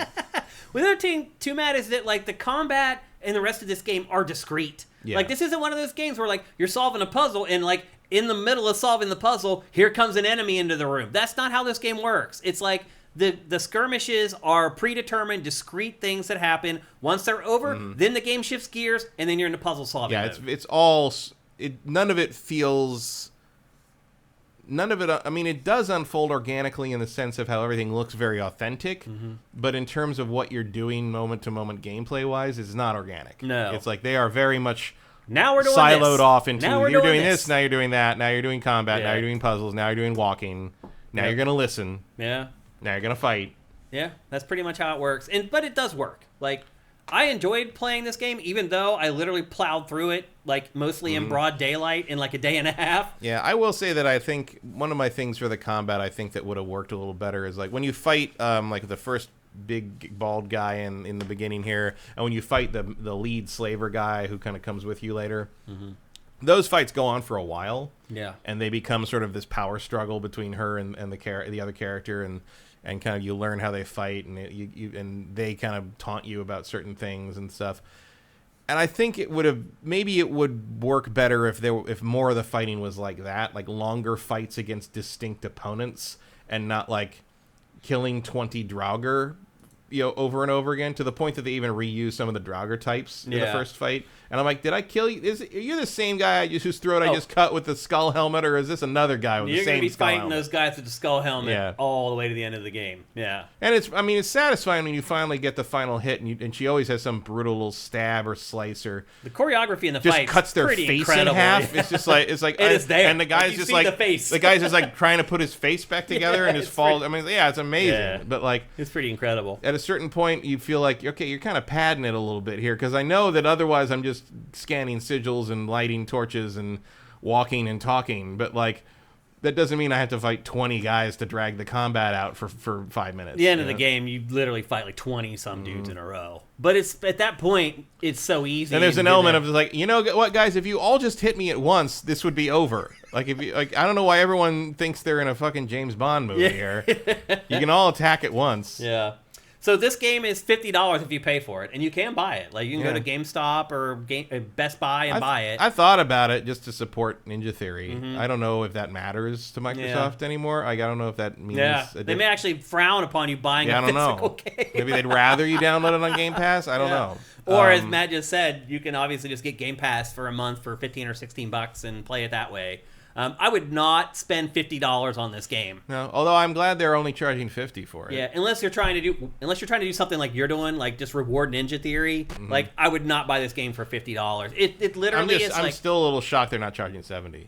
It's literally like 6.5 hours long. Yeah, but people have charged $70 for games that long. No, that's right. That's right. And the other thing with this amount of visual fidelity, you can get away with it. There's no padding in this game. Like when I was saying earlier about how it's nice to be able to just go forward and not worry that you're leaving something behind. Like what that also means is that you're not backtracking. So you're not going back to this place you were before and finding something that you now got this new ability. Everything you see in this game at all times is something new. And so when I say it's a 6.5, 7 hour game, the value there is maybe a little higher than that, than a typical 6 or 7 hour game where you do some backtracking. But generally, $50 way too much for me to pay for this game. Yeah, although it's in line with the cost of the first one, because originally the idea of the first one was like an experiment in a AAA game with a AA budget kind of thing. Like basically, I think they made the first one for like $15 million or something. It was some ridiculously low number. They called it the first AAA indie or whatever. Yeah, something like that. But it was basically like, we don't have to spend tons of money to get something that looks high end. Yeah, and they were right. They were right. They pulled it off. They're right. Yeah. And and as a result, Hellblade cost less. I think it was $40 or something. It was $40. The first Hellblade, the first one, at the time, which was makes sense. Less. Now games are $70. So now add the $10 next gen tax, and you're about $50. But I mean, I applaud them and Microsoft for at least remembering that part of the game's roots. Yeah. Despite how long it was in development, I'm sure after 7 years, it's tempting to raise the price and make some of that back. Yeah. But maybe it doesn't matter. After all, we already learned in the last couple of weeks, it doesn't matter how successful you are, Microsoft still might kill you. Yeah. And that the head of the studio's little message to the community on launch day really, to me, read like some kind of obituary. Like, it was really ominous to me. Like, especially because I haven't seen a single ad for this game. Not one. I haven't seen it. I've watched the NBA playoffs, the NHL playoffs, nothing in either one of them for this game. I haven't seen any commercials. I haven't seen a billboard. I haven't seen it on the side of a bus. I haven't seen a pop-up ad on Twitter. There's no billboards in LA. There's billboards for every game in LA. Everything, yeah. And nothing. Like, you wouldn't know this game was coming out. There's no marketing for it at all. Like, if I wasn't doing this show and if I hadn't seen the head of the studio's message, like, I don't think I would have known. Yeah. It's come out with hardly they any buried this thing they for really a weird did. And I know obviously it's not like a system seller. It's not a it's not a game that the that's wide my next mass... question. Does this move the needle in any way, shape, or form for Xbox? Think so. I don't either.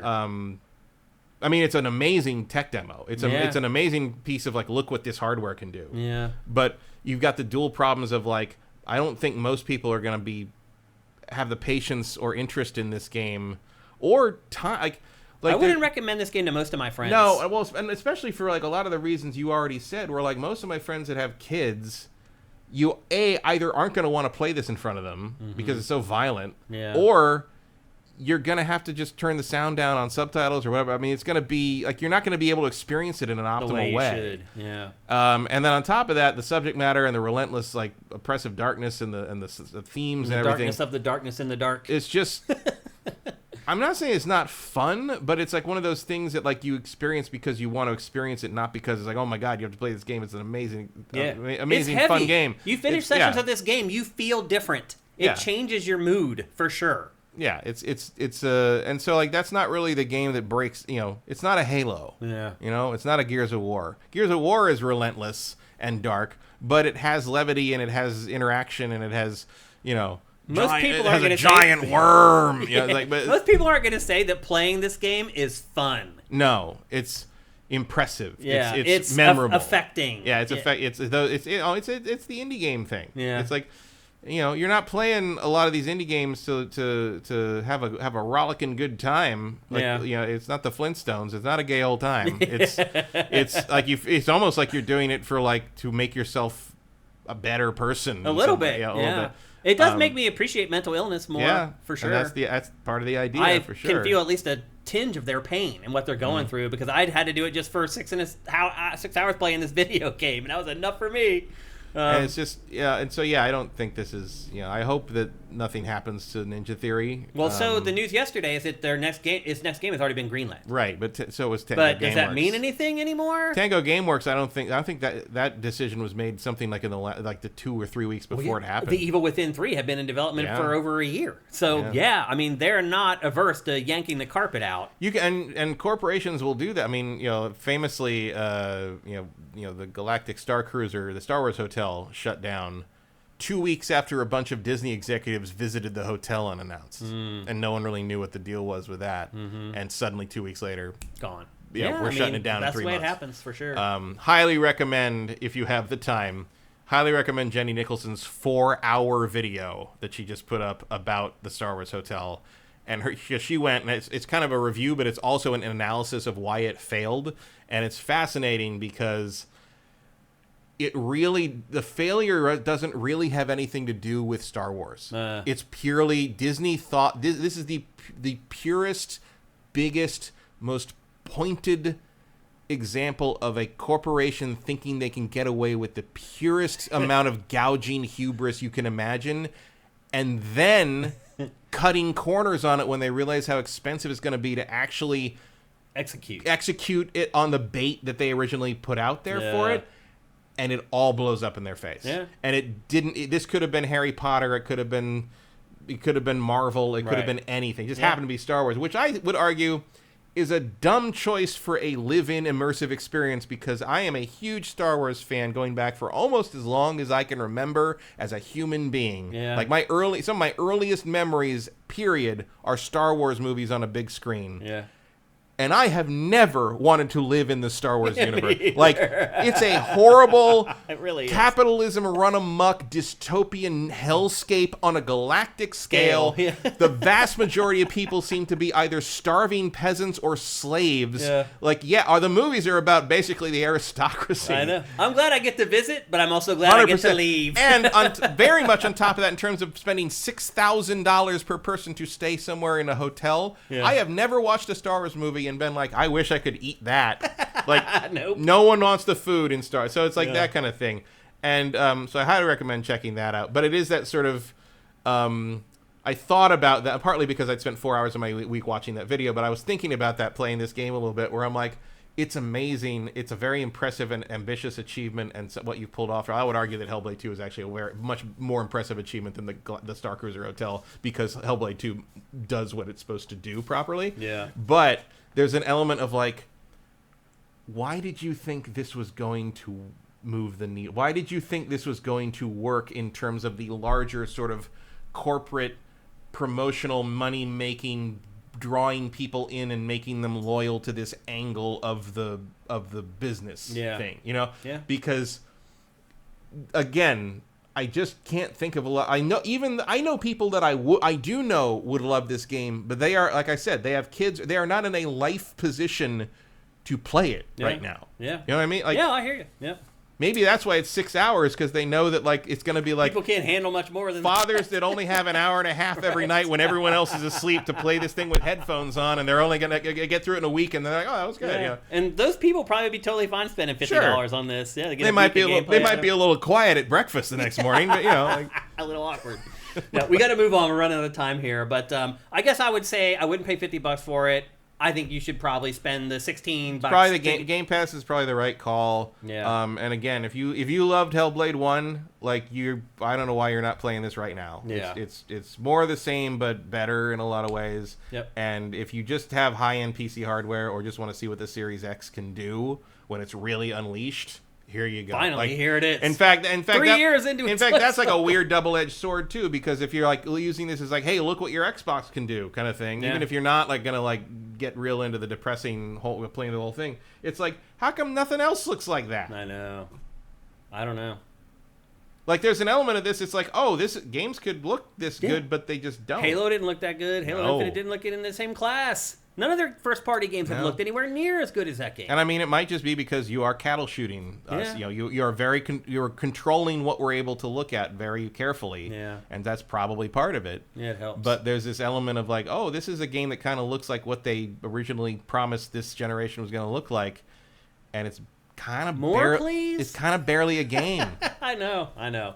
So there you go. That is Hellblade 2. Or actually, it's Senua Saga Hellblade 2. It'll take me a little while to get used to that. Saga is also kind of a big word for that. Yeah. It's a strong word for what happens in this game. Yeah, it kind of is. Yeah, for sure. I know they made it in the prose edda sense of like a Norse myth. Right. Which is weird because she's not Norse. Yeah. But I guess she's dealing with Norsemen, so Yeah. I guess it's a saga because they will sing of her and her defeating the Jotun. I mean, the giants are from Jotunheim in this, so I guess it is technically a saga. It just doesn't. Norse sagas generally last longer. I hear you. This kind of feels like it took place over a long weekend. Yeah. And usually there's more more voyaging. Yeah, more, that's true. Yeah. Although there's a lot of walking and talking. A little more voyaging, a little more weird Loki turning into things and getting sexed up with them and giving birth to 8-legged horses and That's one of the things that's kind of not weird enough to be Norse mythology. No, you're right. It's pretty tame. Yep. So there you go. That is Senua Saga, Hellblade 2. Up next, we're going to preview the brand new Assassin's Creed. It's called Assassin's Creed Shadows. We knew it was called that in last week's episode, but we didn't know anything about the game, and now we know a ton about the game. First of all, Matt, we don't want to spend too much time on the culture angle of this, but just another week where gamers just embarrassed me again.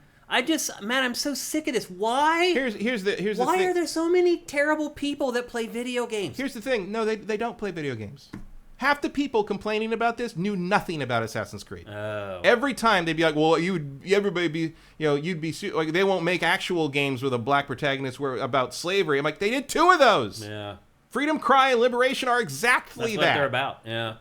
And you whined about that shit then too. Yeah. So a bunch of people complained that there's a black samurai in this. As it turns out, it's historically accurate. Yeah, he's actually very famous in Japan. I'm so sick of this shit. It's embarrassing, man. What is wrong with these fucking people? I am fucking sick of it. They're racist. What the fuck? That's all. I'm reaching. Do you have any idea how many fucking memes with monkeys and samurai armor I've seen this week? It's just pure racism. I'm just reaching the breaking point with this shit. And then everyone's like, I wanted to play a Japanese ninja, not some black samurai. I'm like, there's a Japanese ninja in front of him on the box cover. She's the best ninja ever, apparently, because no one sees her. They're too busy complaining about the black guy. The worst part about the internet is the anonymity. It's pathetic. It's like, I would love to see these people face to face with me, and I dare you to fucking say it. I dare you. Oh, they would never. No, they're a bunch of punks who sit at home and keyboard work.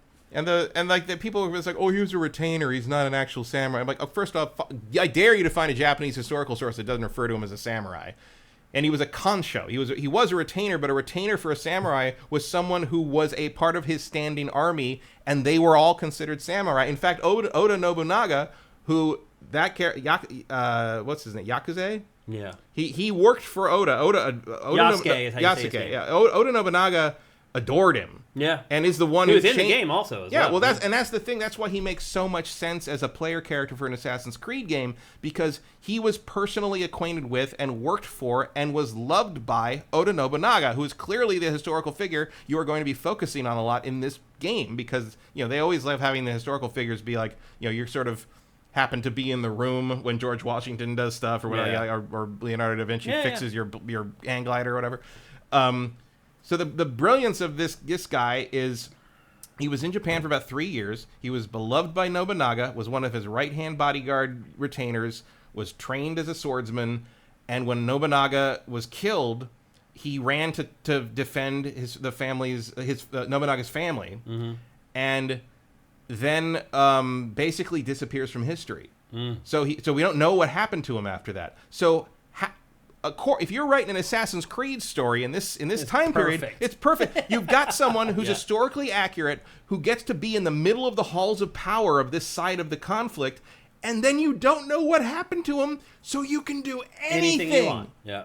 Yeah, it's perfect. Why don't we know what happened to him? He probably found some first civilization artifact, just like Cassandra, and is still alive today. Yeah. So you can do anything. Yeah. It's great. Yeah. And even if you don't care about that, you can switch over and play the ninja girl, who actually I'm more interested in her because I am more of a, I'm more of a stealth person in Assassin's Creed. I'm looking for more of a stealth thing. Yeah. But I think there's a great balance of two different protagonists. You've got a native perspective from a Japanese ninja, contrasted with a newcomer, who's been accepted into the world but has his own perspective.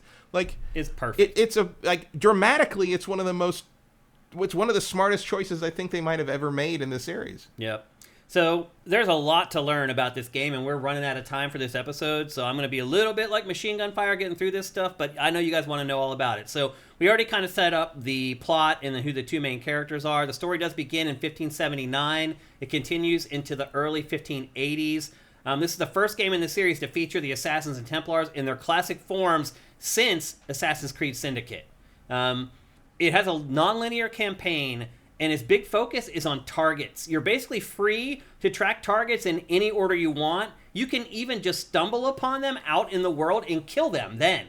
You don't have to go through the whole process of, investigating them, tracking them down. If you find them out in the open world, you can kill them right then, which I think is pretty freaking cool. The old games, they just wouldn't spawn that character. They wouldn't be there at all. They wouldn't be there at all. And that's a big change. I mean, the Ancient Trilogy did have that in a sense. You could stumble across the Order characters if they weren't key to this. There were characters that would only show up in the story, but 2/3 of them were just sort of out there, right? And you could accidentally find them. That's true. So that's a good thing to carry over. Yep. Because they definitely didn't have that in the more traditional Assassin's Creeds. Yep. They're saying the map is similar in size to Assassin's Creed Origins. Synchronizing has been changed. You don't climb up a tower and synchronize. Instead, you get up there and you just use binoculars to scope out the area. And you have to basically synchronize manually. I don't know if I'm a big fan of that, to be perfectly honest. I think that gives you a better lay of the land. Yeah, as a player. It makes you actively look instead of just being all the icons popped up now.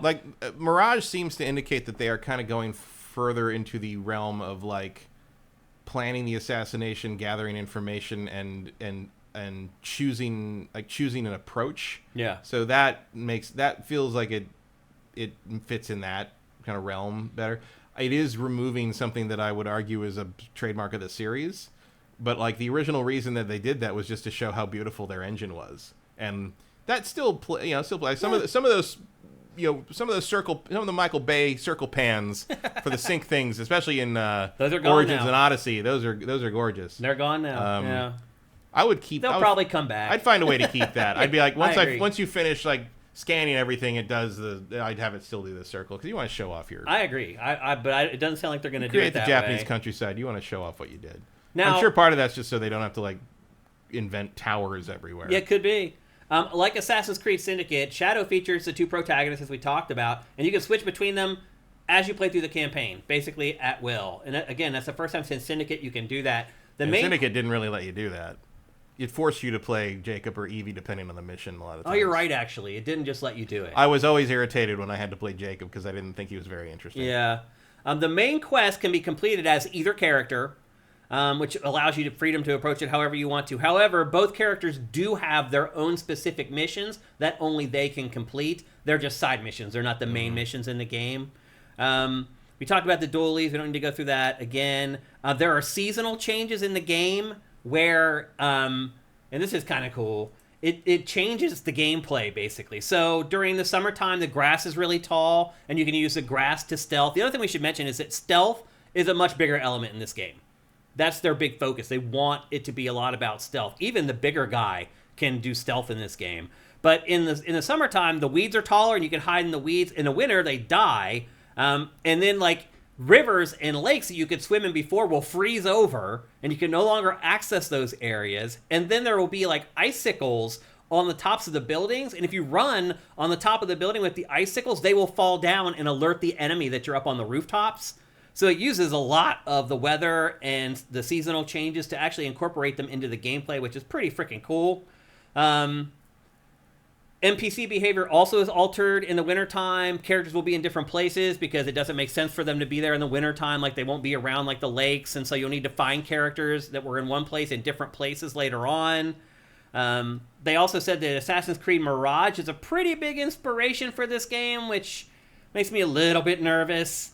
Not me. I think they have a lot of good things to build on in that game. Yeah. They just need to make it not brown all the time. Yeah. It just sounds like if you've got seasons, it won't be. Yeah, it won't be. Light and shadow, again, stealth is a big deal. So light and shadow is a big part of it. You gotta name it Shadows. It better be. Right. The female protagonist gets a grapple hook, and she can grapple onto anything and even swing like Spider-Man. Yeah, she sounds a lot more my speed. Yeah, and apparently it's real physics with the hook shot. So you can...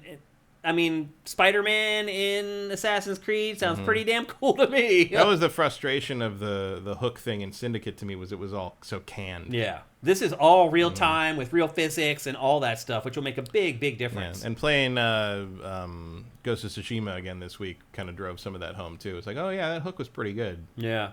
You can also knock out foes when performing stealth takedowns, so you can actually, they say... You'll be able to play this game as a pacifist and play all the way through the game. We'll see if that ends up being true or not. Yeah, they've claimed that before, but you don't have to use the blade. But again, everybody just rolls around on the ground and isn't dead, but they still refer to the dialogue is always referred to them as dead. Yeah. Right. Also, you're an assassin. Yeah. What are you gonna do? Just like tie up all the guys you're supposed to assassinate? Just take a needle nap. Eagle Vision is in the game, but the bird drone is not. So really, they're making you manually, like, observe and tag shit in this game instead of just doing it by synchronizing a tower or whatever. In the combat, Yasuke, he can use his weapon to block incoming attacks and perform parries. The girl she's about block. She can't block or parry. Instead, she uses a deflect ability to deflect blows. Yasuke also has a gun that she doesn't have, so playing the two different characters are going to be extremely different experiences. Each one of them has their own skill trees and their own gear, but they do share XP and they share resources, and you can pick up a weapon as either character that may be used for the other character. So say you stumble across a sword that Yasuke can't use, maybe the girl can use it, but you can pick it up no matter which character you are and then give it to the other character, which is a pretty clever way to do it. Enemy armor can be worn down and broken. That's been a part of Assassin's Creed for quite a while. The weapons that they talked about so far, katanas, spears, kunai. There's a war club. There's shuriken. There's also a sickle on a chain, which is pretty freaking cool, provided that they do that up graphically. Kusarigama. Yeah. Each weapon has its own skill tree, and you can also craft weapons as well. You can craft katanas. They haven't talked about other weapons yet. And then there are active combat skills like the last couple of games, and those are unlocked with ninja scrolls. And then, Matt, something that both you and I love, you can build up a spy network with agents who can be sent on missions to gather intelligence on your targets. Which is, wouldn't be a big AC game without that. Yep, and you and I both love that feature. I enjoy that little minigame thing. I do wish they'd bring back the Brotherhood thing where you could just call in a bunch of dudes. Me too, periodically. man. I don't know why. It's freaking awesome, man. And especially because it feels like with Ninja, like that seemed like just doing the thing. Yeah. Like that was my favorite part of Brotherhood. It was great. It's great. You get in a skirmish, and next thing you know, you see some dudes jump out of a bush. They're all just like, "Hey!" It's like, that's my good night. That's my squad. Yeah, I loved it, man. I don't know why they haven't put it back in the game. It's like, the posse. Shoot them up. Yeah. So this has a little taste of it, but still not what we really want. But in all, I think Assassin's Creed Shadows is sounding pretty damn good. Yeah, sounds good. Did you hear the trailer has like 500,000 dislikes? Yeah, well, all the good, useful idiots are told what to say and what to think. And there they come with their little marching orders. I gotta go and say that this thing sucks, and here I come to say this thing sucks. Again, I would love to come face to face with some of these people sometime, but that'll never happen because they're a bunch of cowards. So anyway, there's Assassin's Creed Shadows. It is coming, is it November 15th? Is that right? November 15th. November 15th, PC, PS5, Xbox Series X only. So they have dropped last gen. Did they do that with Valhalla? No, it was both gen, right? Valhalla was cross-gen, It was right cross-gen. around the launch Yeah. of the new system. So this is the first one. Well, Mirage. Mirage, I guess, would be the first. It was only next gen. Yeah. But Valhalla, I remember I was playing Valhalla when I got the Series X. Yeah. And I switched over, and it was like, oh, it runs well now. Yeah, it actually ran a lot better and looked a lot better, too. Yeah, when I played it on my Pro. So there you go. That's Assassin's Creed Shadows. I'm really excited for it. Vincent says Mirage was cross-gen. Okay, I forgot. I thought it was only next-gen. So this is the first one. Cinetype says, any more details on the Portuguese? As a Portuguese myself, I'd be interested in finding them in-game, even if they're Jesuit zealots. No, we don't know any more information about those. In fact, I spent a ton of time scouring the internet to pull all that stuff together. I don't think you'll find a better preview of Assassin's Creed Shadows than what you just got. I literally read, 15 articles to pull together all the little bits and pieces into what we just presented to you guys here on GameFace. So I'm really excited for this. It's been a while. Silk Snake also notes, like, my Japanese partner would like to thank all the white male heroes of the internet for raging on behalf of her people. Sarcasm. Yeah, thanks. Which is funny because, like, if you look at the actual Japanese reaction, everybody's like, oh, Yasuke, cool. Like, they all know who he is. Like, he's a famous person in history, in Japanese history, and it's the #1 pre-ordered game in Japan. Yep. So, and it's so funny to me when, like, Western people get mad about weird things like that, where it's like, they did the similar thing kind of happened with Ghost of Tsushima, where it's like,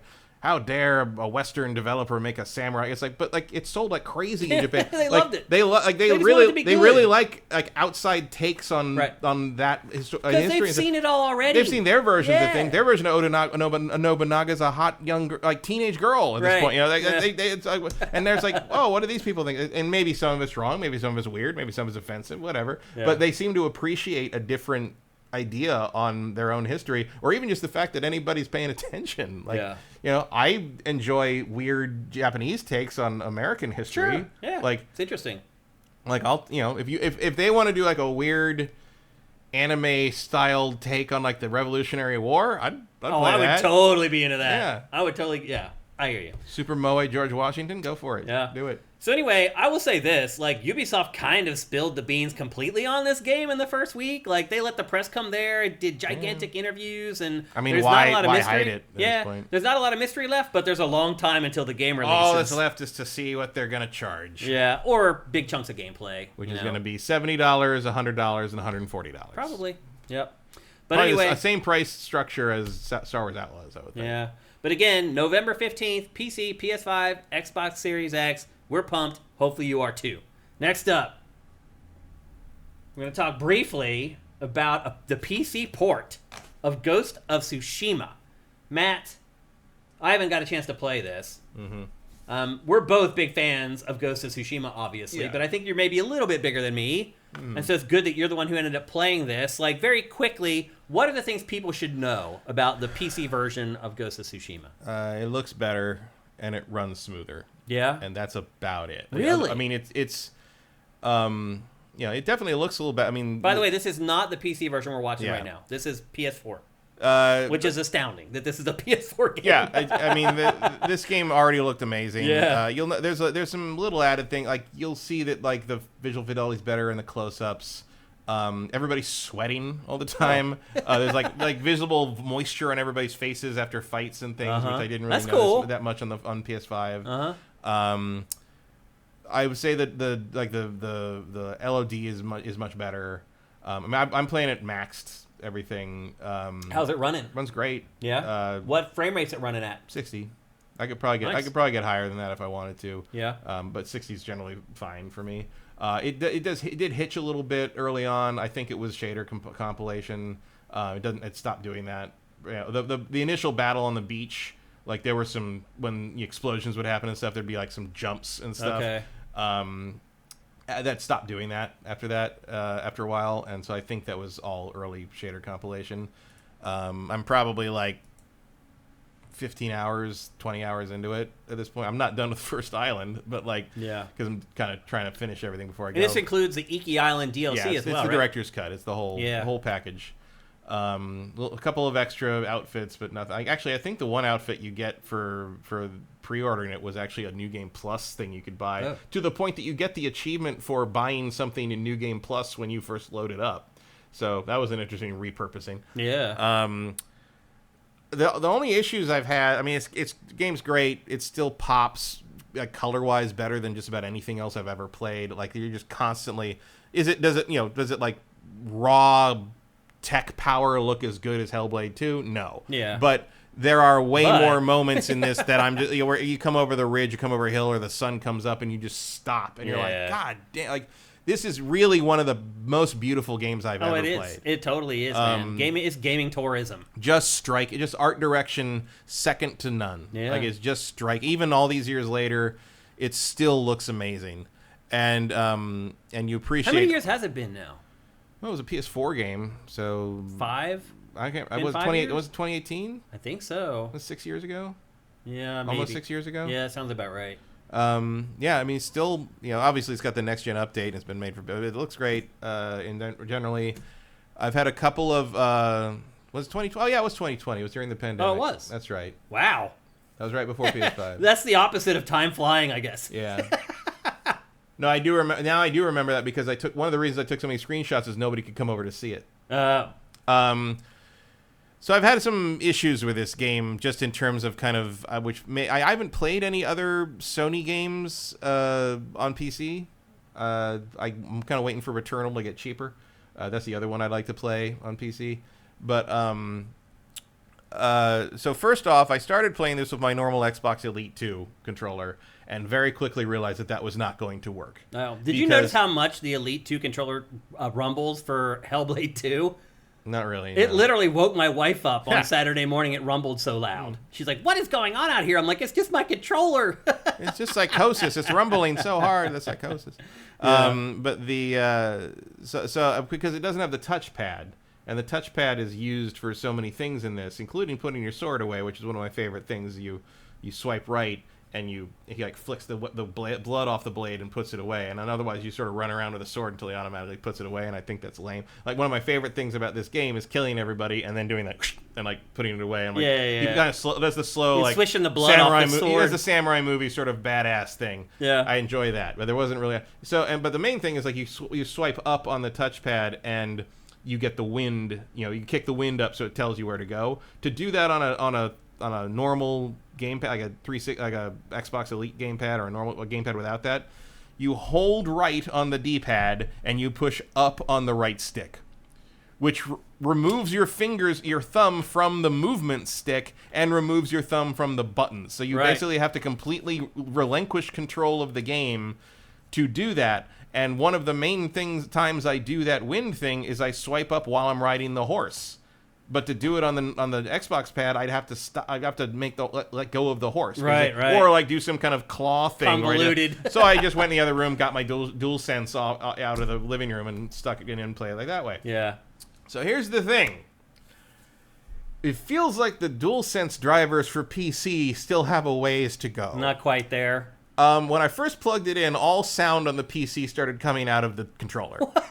And I had to go into That's kind of awesome. And I had to go into the sound options on Windows and switch it back to the normal speakers. That should be an option if you want to play games without having like a surround sound system or whatever. Like, this audio just comes up out of the controller. You can. You can do that when you want to? I just said so. No, I mean, like, when it's not a glitch. No, it isn't a glitch. It's just Windows is just stupid, and the DualSense drivers don't know what to tell the Windows to do. I thought it was a glitch. No, you plug it in and it does. And I had to go and switch it off. But if I wanted to, I could go back in the sound settings and switch it back to the controller speaker and do it intentionally. Yeah. The other thing, so on the same note, after I plugged that in, and ever since then, periodically, the sound will just cut out and stop. The game will still be running, but the sound will stop, and then it'll pop into the speakers of the controller briefly, and then if I go into the options menu or pause it or wiggle the USB cable on it'll jump back to the normal. But often it has reset all the sound settings so everything's like weirdly louder. Oh, geez. And then, so that's weird, right? And it'll sometimes desync the audio from the cutscene if it's during a cutscene, which is annoying. Well, the good news is you don't need the DualSense to play this because it was a PS4 game, so it was designed. You do. Why? The DualSense, the DualShock had the DualShock. You mean the pad? The touchpad is required. Right, is what I'm saying. No, you're right. That's a good point. Because swiping in the 4 directions is required, and they try to simulate that by holding the D-pad in different directions and moving the stick. But that requires you to remove your hand from the controls, so it doesn't really work right. Yeah. The game expects you to be able to do certain things at the same time that you can't do with the kind of the kludged version of working without the touchpad. I guess you could do the keyboard, but that's also sort of awkward. Yeah. The other thing that keeps happening. And this happened a few times on the PlayStation version, but when you do the showdown, the standoff, like where you see enemies, you hit up on the D-pad and you do the duel thing, and you hold the triangle button to and you hold it, and when they come at you, you let go, and he slices them, and they go. Okay, so every once in a great while on the PlayStation, when you did that, when you tried to hold triangle, he just wouldn't do anything, and there was no way to make him do anything, and you just automatically got hit. That happened to me. Maybe I played main game and new game plus on PlayStation, and that probably happened to me like 5 or 6 times over the course of both of those playthroughs. I'd say that happens about 20% of the time on the PC. Wow.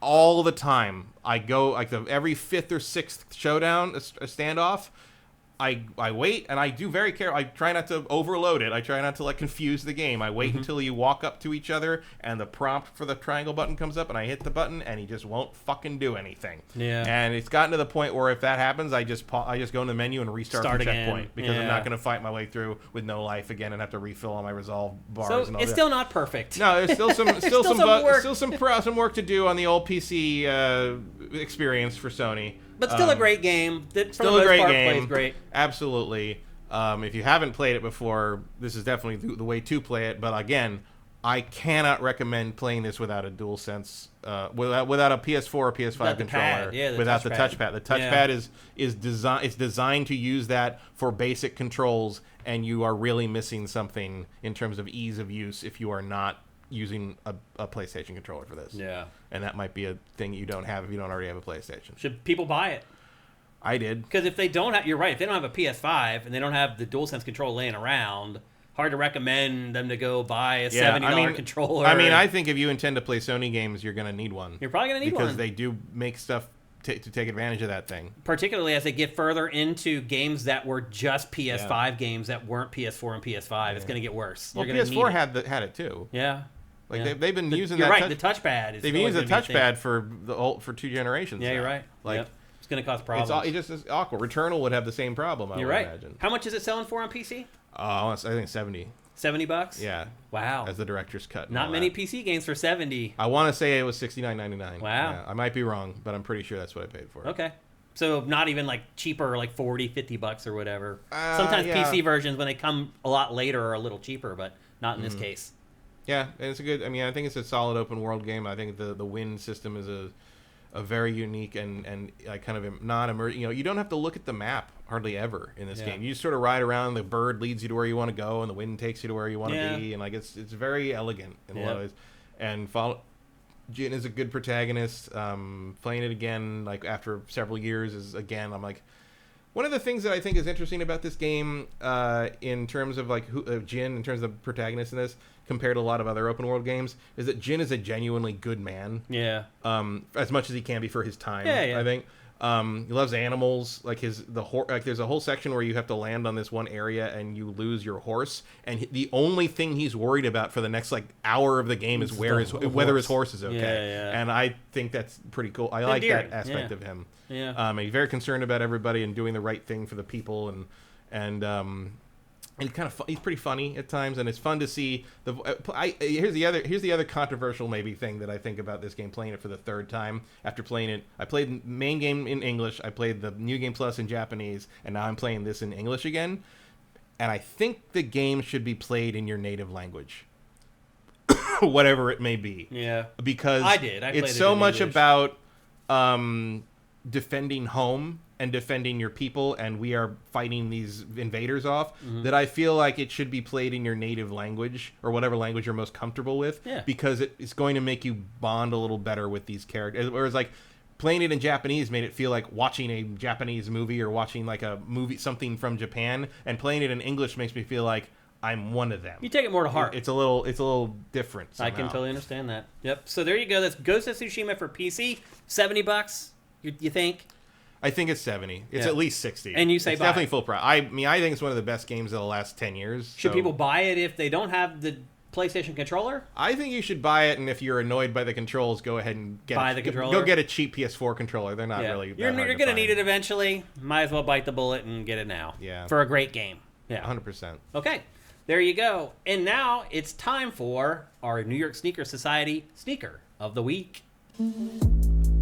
What's up, everyone? Shane here, and one thing you may not realize about me is that I am a total sneakerhead. That's right. I've been collecting Nike sneakers since the early 90s. My favorites are Air Max 95 and Air Max 97. Now, one thing that's different about me from your typical sneakerhead is that I actually wear the sneakers. And because of that, they can get dirty. And that is where New York Sneaker Society comes in. Using their advanced shoe cleaning products, I turned an old pair of Nikes that looked like this into this. With their cleaning products, your sneaker life can go from a year to 5 or more. I know that. I have shoes that are like 30 years old that I still wear because I've cleaned them. You can also lower your carbon footprint, by keeping your kicks looking fresh. For my daily drivers, I also appreciate New York Sneaker Society's Refresh Spray to keep them smelling great and staying crisp. Head to nysneakersociety.co/sifted to clean your shoes like a pro at home and get 10% off your order. That's right, that's nysneakersociety.co/sifted for 10% off. Now, I know that ad says if you use that URL, you get 10% off. Actually, New York Sneaker Society has worked out a special deal where you're now getting 15% off if you use that URL. So again, make sure you use the right one. It's nysneakersociety.co/sifted. And there are so many different packages you can buy there. You can get kits that just help you clean your shoes. You have kits that can transform your shoes. You can just buy individual things if you want to. I've talked before about the shoe wipes, which are great if you're going out on a date or whatever. You just want to spruce up your shoes before you head out. There's something for everybody at nysneakersociety.co/sifted. Again, make sure to use that URL to get 15% off. And one of the cool things that we do every week for our sponsorship for New York Sneaker Society is we try to find a smaller game that is kind of vibing and catching your eye. And this week's game is called Lorelei and the Laser Eyes. Matt, you actually spent time playing this. Mm-hmm.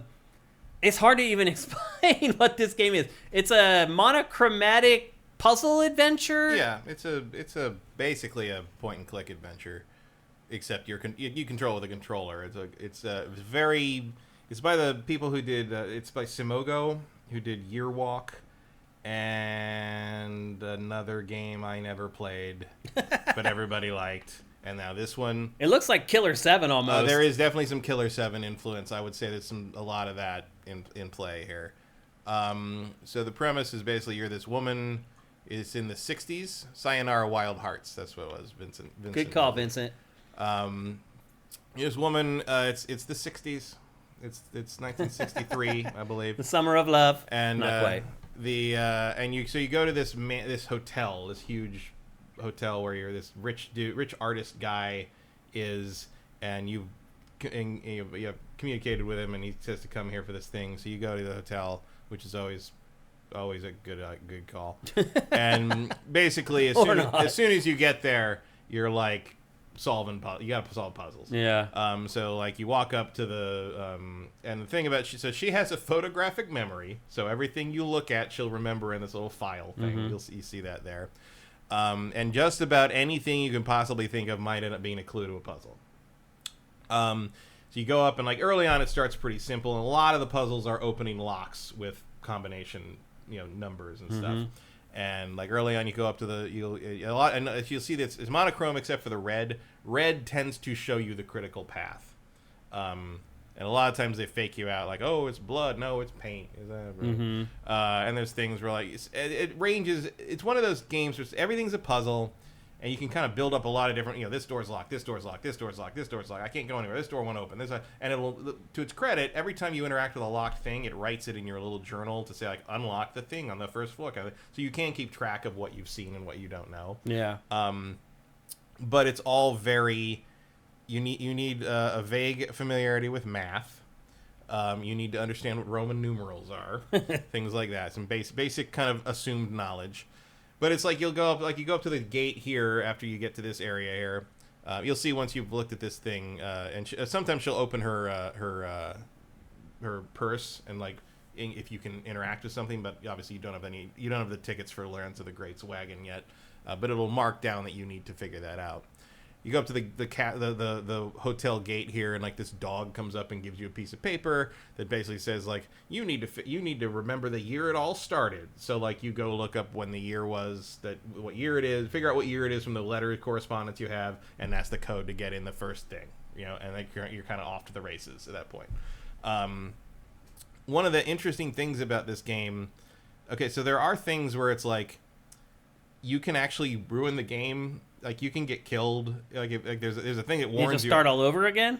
Theoretically. Oh, it actually warns you early on that, like, if a gun is pointed at you, what you do next may really, really matter. Wow. And this, like, it warns you that, like, there's things there's multiple save slots for a reason. You can only save at the computers that are there in 1963 for some reason. Yeah, they're like Resident Evil. But when you actually save there, it's funny. It does like a really loud, like that kind of old disk drive noise. Like, yeah, it does. Yeah. Thing. Well, I think it was It's the dial-up sound, isn't it, or a fax machine sound? No, it's the sound of a floppy drive like grinding itself. Like those old Apple II things where you've had to flip the big black door up and pull the 5 1/4 inch out. Yeah. Is that this looks to me like Resident Evil without the zombies in the combat. Is that fair? No, I'd say the puzzles are much more in the line of like you're more of a complex indie game. Oh, okay. It's much more piece the stuff together than Resident Evil ever. It's the puzzles are actually somewhat logical. That's great. Like the logic makes sense after you've played long enough. Like one of the earliest lessons you're going to learn is you're overthinking it. Like I was with Hellblade. Yeah, there's an element of like, oh, this might be this or this might be this. It's like, oh no, it's just this. Yeah. Like you were like early on. I'm trying to find like the code to get into the actual hotel is a keypad. So I'm looking for this 4-digit code. Where is the 4-digit code? What is the 4-digit code? And then finally I realized like, oh, like there's a trail of red paint leading up and the red paint's on 4 buttons, and you just got to figure out what order the buttons are. I see. So it's that kind of thing. Yeah. So one of the interesting things the game. What is the goal of the game? That's a spoiler. Oh, okay. Early on, you basically are trying to talk to this guy, and then it spirals into something else. He tells you that you need to bring him these script pages, and to do that, you basically need to open all the doors in the hotel. Okay. And the other things that are happening, and what the laser eyes are, and what he's actually doing in the hotel will become that's the mystery slowly apparent. Okay. One of the interesting things that the game does is the puzzles in this game are actually randomized in a way, so that like the way you solve the puzzle is always going to roughly be the same, but you're going to have to do the legwork to solve it. Like, I think the best example is like, oh, and you get this little Game Boy thing for some reason. I don't really understand the point. And that replicates the controls, by the way, because it's just the movement and one button. That's all you have to do for this? Well, the idea is you can play it one-handed. Oh. And we'll get back to why that's stupid in a little bit. We don't have a ton of time, right? So. But so like the best example of how the puzzle randomization. So like to get the maps for each floor has an architect's like plan tube, like CAD. Oh, a tube. Like a tube. Yeah, where you put your CAD files in. Right. Yeah. And it's all of them have a 3-digit code to open them. Mm-hmm. And so the solution to those is always going to be find the architect's plans where they are, and look at them. And there's names on each tube because they're all for each customer's thing. And you match the name to the name in the plans, and then the page that's on has the puzzle you need to solve to get the 3-digit number to open the tube. So everyone's names and which puzzles are attached to which name in the architect's notes are all going to be different, and all the because a lot of them are like, each of these pieces of a house costs this much to build. If he wants to build this house, what's the total cost? And the numbers of the cost will be different for everyone's game. So basically, I could tell you, go get the architect's notes, match the name to the tube, and then see what if you get this puzzle, you need to take the area of this puzzle. But those numbers are going to be different for you, so I can't tell you the code. So you can't use guides to play this game. The guides, codes will all be wrong. The guides can kind of lead you to water, but you got to drink. Yeah, that's sort of the way I describe it. Which is a cool thing. Like Silent Hill 2, and I think maybe 1 did that with a puzzle difficulty option a little bit. It's an interesting way to kind of make it so you can't just like cheat your way through the whole game. Particularly with games like this, because that's really all that matters is getting that code. It's like you can just cut out like 20 minutes of the game just going to a guide. And there is an achievement for petting the dog a bunch of times. There is or isn't? There is. I think it's 20 or 25 times. Now this game is available. available. Does have also you run faster if you have more caffeine in you. Oh, that makes sense. If you want to move faster, you can make espresso and just sprint everywhere. It's very funny. Now this game is for weird platforms. It's like PC, PS4, and Switch. Is that right? Yeah, that sounds right. It's so weird. It's a very. I don't know. It's a weird game. It's very weird. So the thing with the one button thing, here's my I talked about how we would deal with some expecting buttons to do certain things thing. Yeah. So the fact that there's one button in this, that means the same button interacts with things and brings the menu up and selects things in the menu and moves things in the menu and closes the menu. So here's the thing.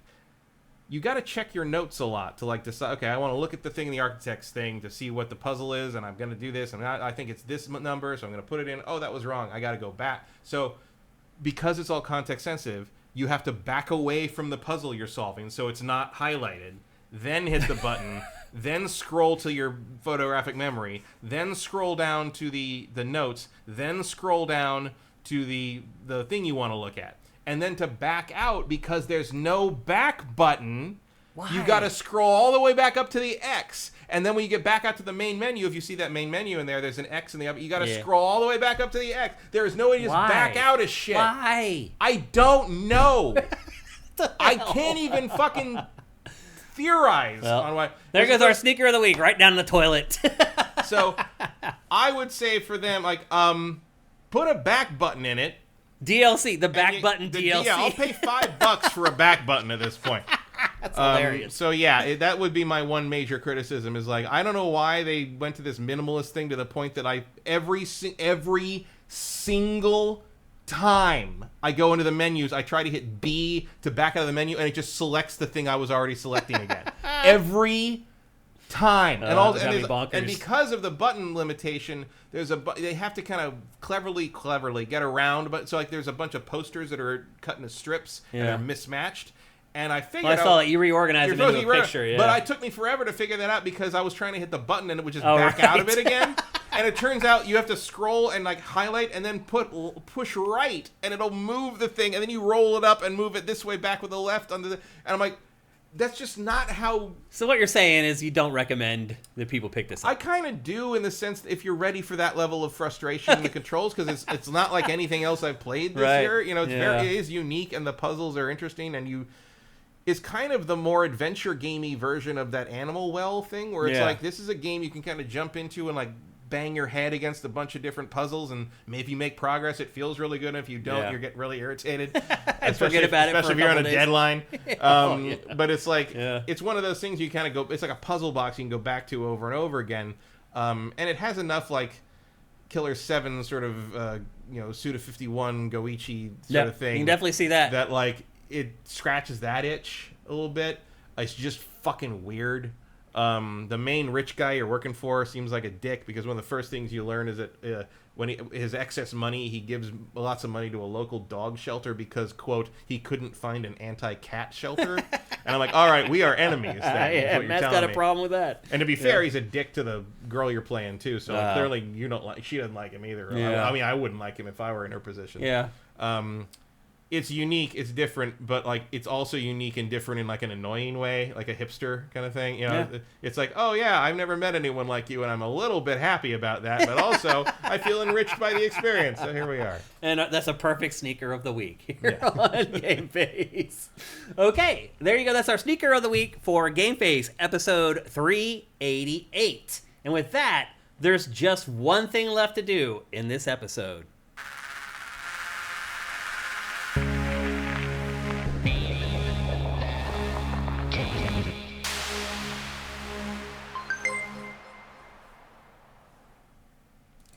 That's right, people. It is time for the very last, at least for now, Name That Game tune. This sponsorship, I think, has been awesome. I really had fun doing this. I think you guys had fun playing Name That Game tune. But unfortunately, our sponsor for this segment, SoundWizardry.com, lost a huge contract a few weeks ago. They're not going to be able to continue the sponsorship. I don't feel right doing this without them. So next week, we're going to go back to the old Name That Game where we use screenshots. Hopefully, Sound Wizardry can get a new contract and they come back and sponsor us again. And when it does, we'll pick up Name That Game tune again. Now, I promised you guys last week that we are going to have a special prize for this week's episode. And I just want to say right out of the gate, if you do not own a PlayStation, please do not play today. And I know that sucks because this is the last time we're going to do this for a while. But the prize for the winner who wins today is God of War Ragnarok. And that comes courtesy of Sifter Threadzilla. And I've been sitting on this code for a while. I was waiting for a special occasion to use it, and it just happened organically that unfortunately we lost our sponsorship. And I was like, well, I think for the last episode in a while, this is probably the perfect opportunity to give it away. So whoever wins this, thank Threadzilla for the code. Is it a PS5 code or a PS4 I think code? it's PS5. That's a good question, actually. Let me check real quick. But I don't think it matters. Like, as long as you own a PlayStation, it should play, right? I haven't used codes for things. I don't know if they're system specific. It's the collector's edition of God of War Ragnarok. I don't think he says which... Does that come with both, probably? It doesn't say. He says he thinks it's... Threadzilla says he thinks it's both. Okay. I think that's both. Okay. Threadzilla's here? There he is. Awesome. Thank you, Threadzilla, for doing this, man. That's a big, big prize to give away. So, stakes are high in this edition of Name That Game 2. Now, for those of you who don't play, we have a bunch of new people on our... I saw like 3 people chat for the first time today, which is awesome. Welcome to GameFace.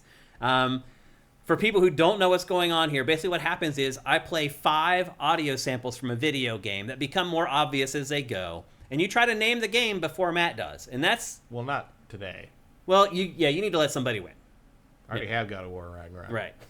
No, I'm just saying, like, you should probably just let somebody win since it's the last one. No mercy. We do not train to be merciful. Yeah, so here. But today you're just going to compete against the other people in chat because we want somebody to win this. We don't want to go away with this big prize and just take it home with us. So basically you're competing against everybody in chat. There's a couple things to remember, though.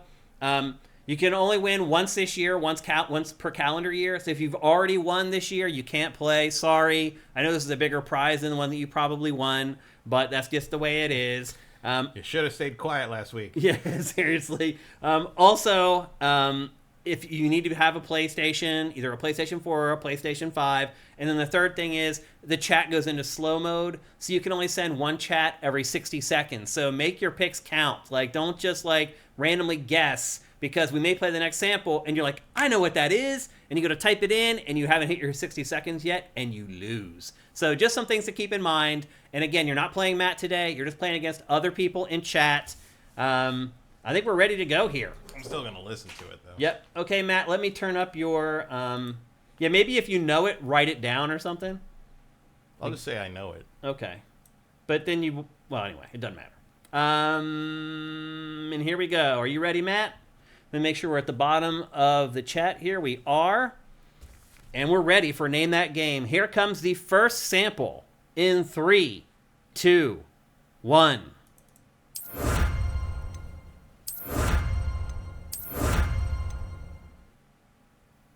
There you go. That's the first one. See if you guys have Body Harvest. No. I'll tell you what, though, Eric Cartmenez, I really thought about Body Harvest today. I almost did it. Seriously. because it's the last one, and I was like, Uno, no. Baldur's Gate 3, no. Sonic Mania Plus, no. Apex Legends, no. Elden Ring, no. Kevin Rafa said Heavenly Sword. Not Heavenly Sword. That's a crazy guess, though. Final Fantasy Rebirth, no. Kid Icarus 3DS, no. Candy Crush, no. I mean, it was just a sound effect. Either you know it or you don't. Diablo 4, no. Immortals Phoenix Rising, no. Last week we made it to the 5th one. The week before we made it to 4. We're on quite a run here. Any more guesses before we move on to the second one? Luna knows what it is. That's hilarious. Okay, I don't see any more guesses coming in. Here is the second sample. In 3. Windows Solitaire, no. Here's the second sample. In 3, 2, 1. NCAA 14, no. Hades, no. They can hear Luna. That's hilarious. On the mics. Enslaved, no. Luminous, no. Interesting. Forza Horizon, no. Transistor, no. Foam Stars, no. The guesses in this always make me laugh. Ultimate Smash Brothers, no. Smash Brothers Ultimate, no. Everyone doesn't want to guess because It does sound familiar, but I don't know. There's a lot on the line here. Splatoon 3, no. Hot Wheels Unleashed, no. Might and Magic Clash of Heroes, no. Tetris Effect, no. The Finals, no. Prince of Persia 2008, no. Shining Wisdom, nope. That would be a deep cut. What's LSL Magna Cum Laude? Leisure Suit Larry. Oh. Yep, I think the N is an M, though, in that title. Yeah. I have Sweets Before Bed. I appreciate that you censored the title of the game for all of us there. Okay, I think that's it. Here we go to voice sample 3. I'm playing with house money now. I'm totally cool if you guys get it from here on out. Here's the third sample. In 3, 2, 1.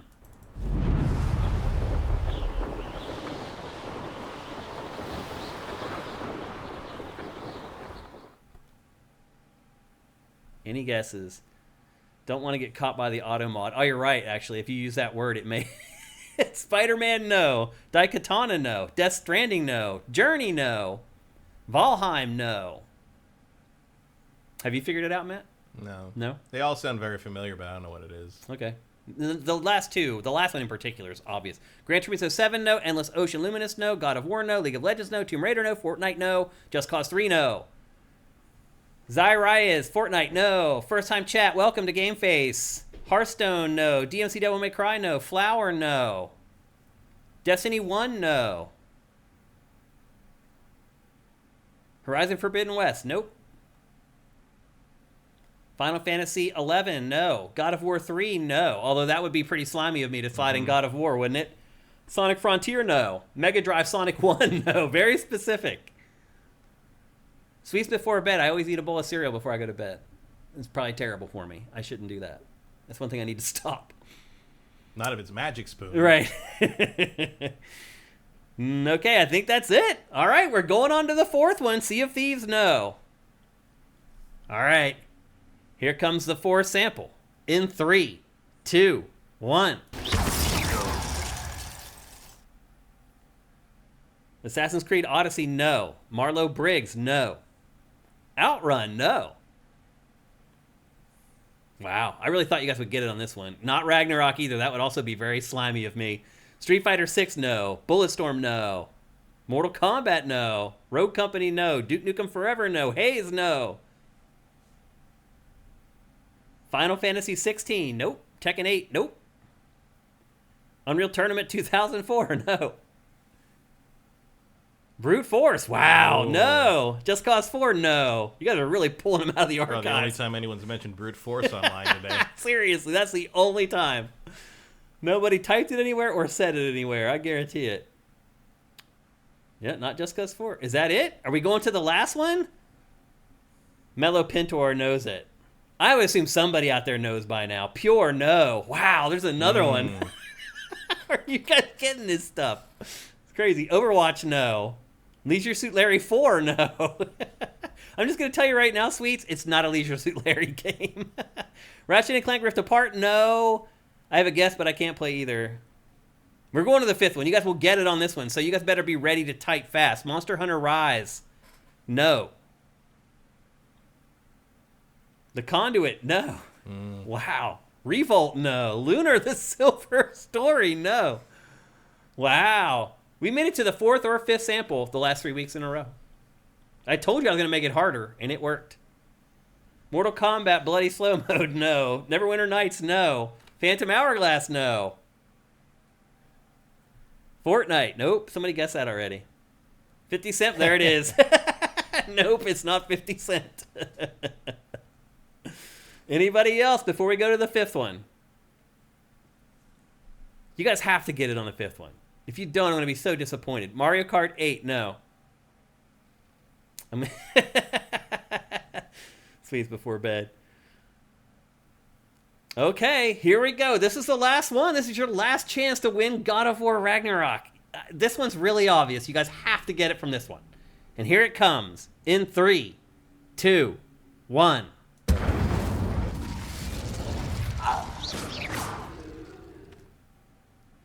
Type fast. Monster Hunter World, no.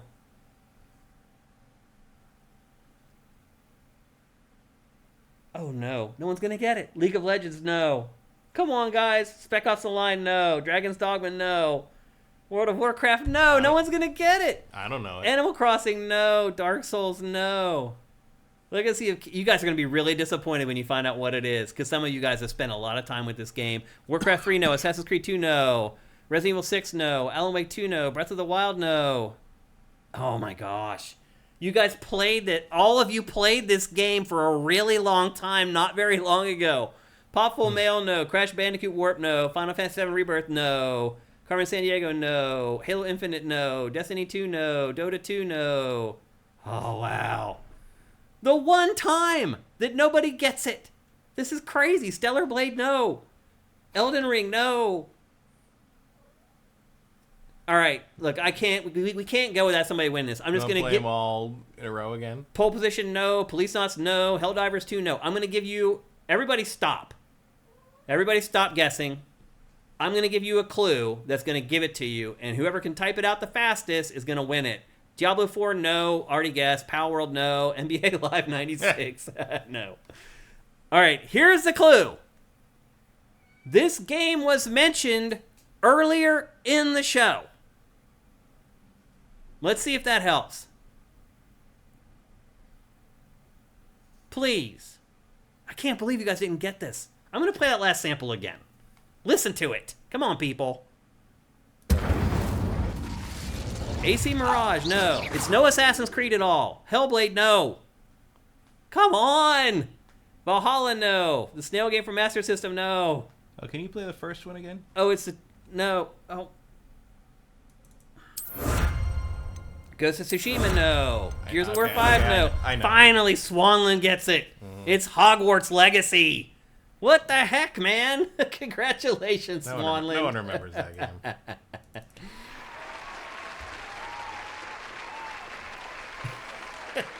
It's over, guys. He got it.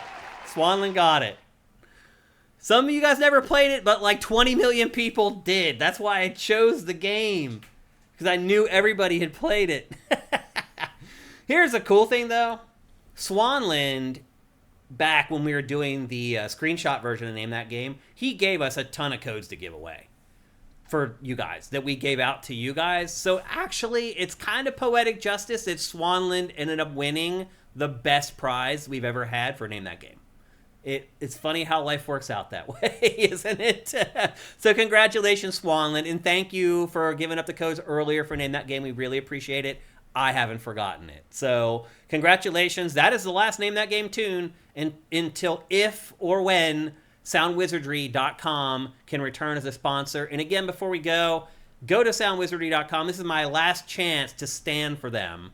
SoundWizardry.com and Glenn has been amazing to us, not just as a sponsor, but just as a partner to SIFTD since we launched. He has been there every time we've had any sort of audio problem. I didn't reach out to him. He reached out to me. and was like, how can I help you, Shane? These are just good people who do amazing work. They have worked on several Game of the Year candidates. Their pedigree is impeccable. Their resume is impeccable. Go to soundwizardry.com. I know you have a project that they can work on. I know you can hire them. I know you can give them that next contract so that we can start doing Name That Game Tune again here on GameFace. Glenn, soundwizardry.com, thank you so much for your sponsorship, man. Really appreciate it. So that's it for GameFace 388.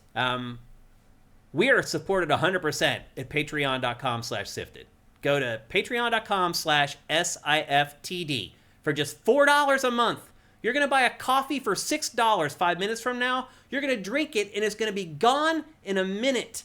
You can spend $4 to get literally dozens and dozens of hours of entertainment every month. You it's get like drinking coffee for 3 hours straight. It does boggle my mind that how people are so protective of $4, but they'll spend it on a drink that lasts like a minute. Like, help us out if you can. Patreon.com/sifted. If you don't have money, you can help us with Twitch Prime. If you're watching on YouTube, the directions for doing that are down below, and you guys have stopped doing it.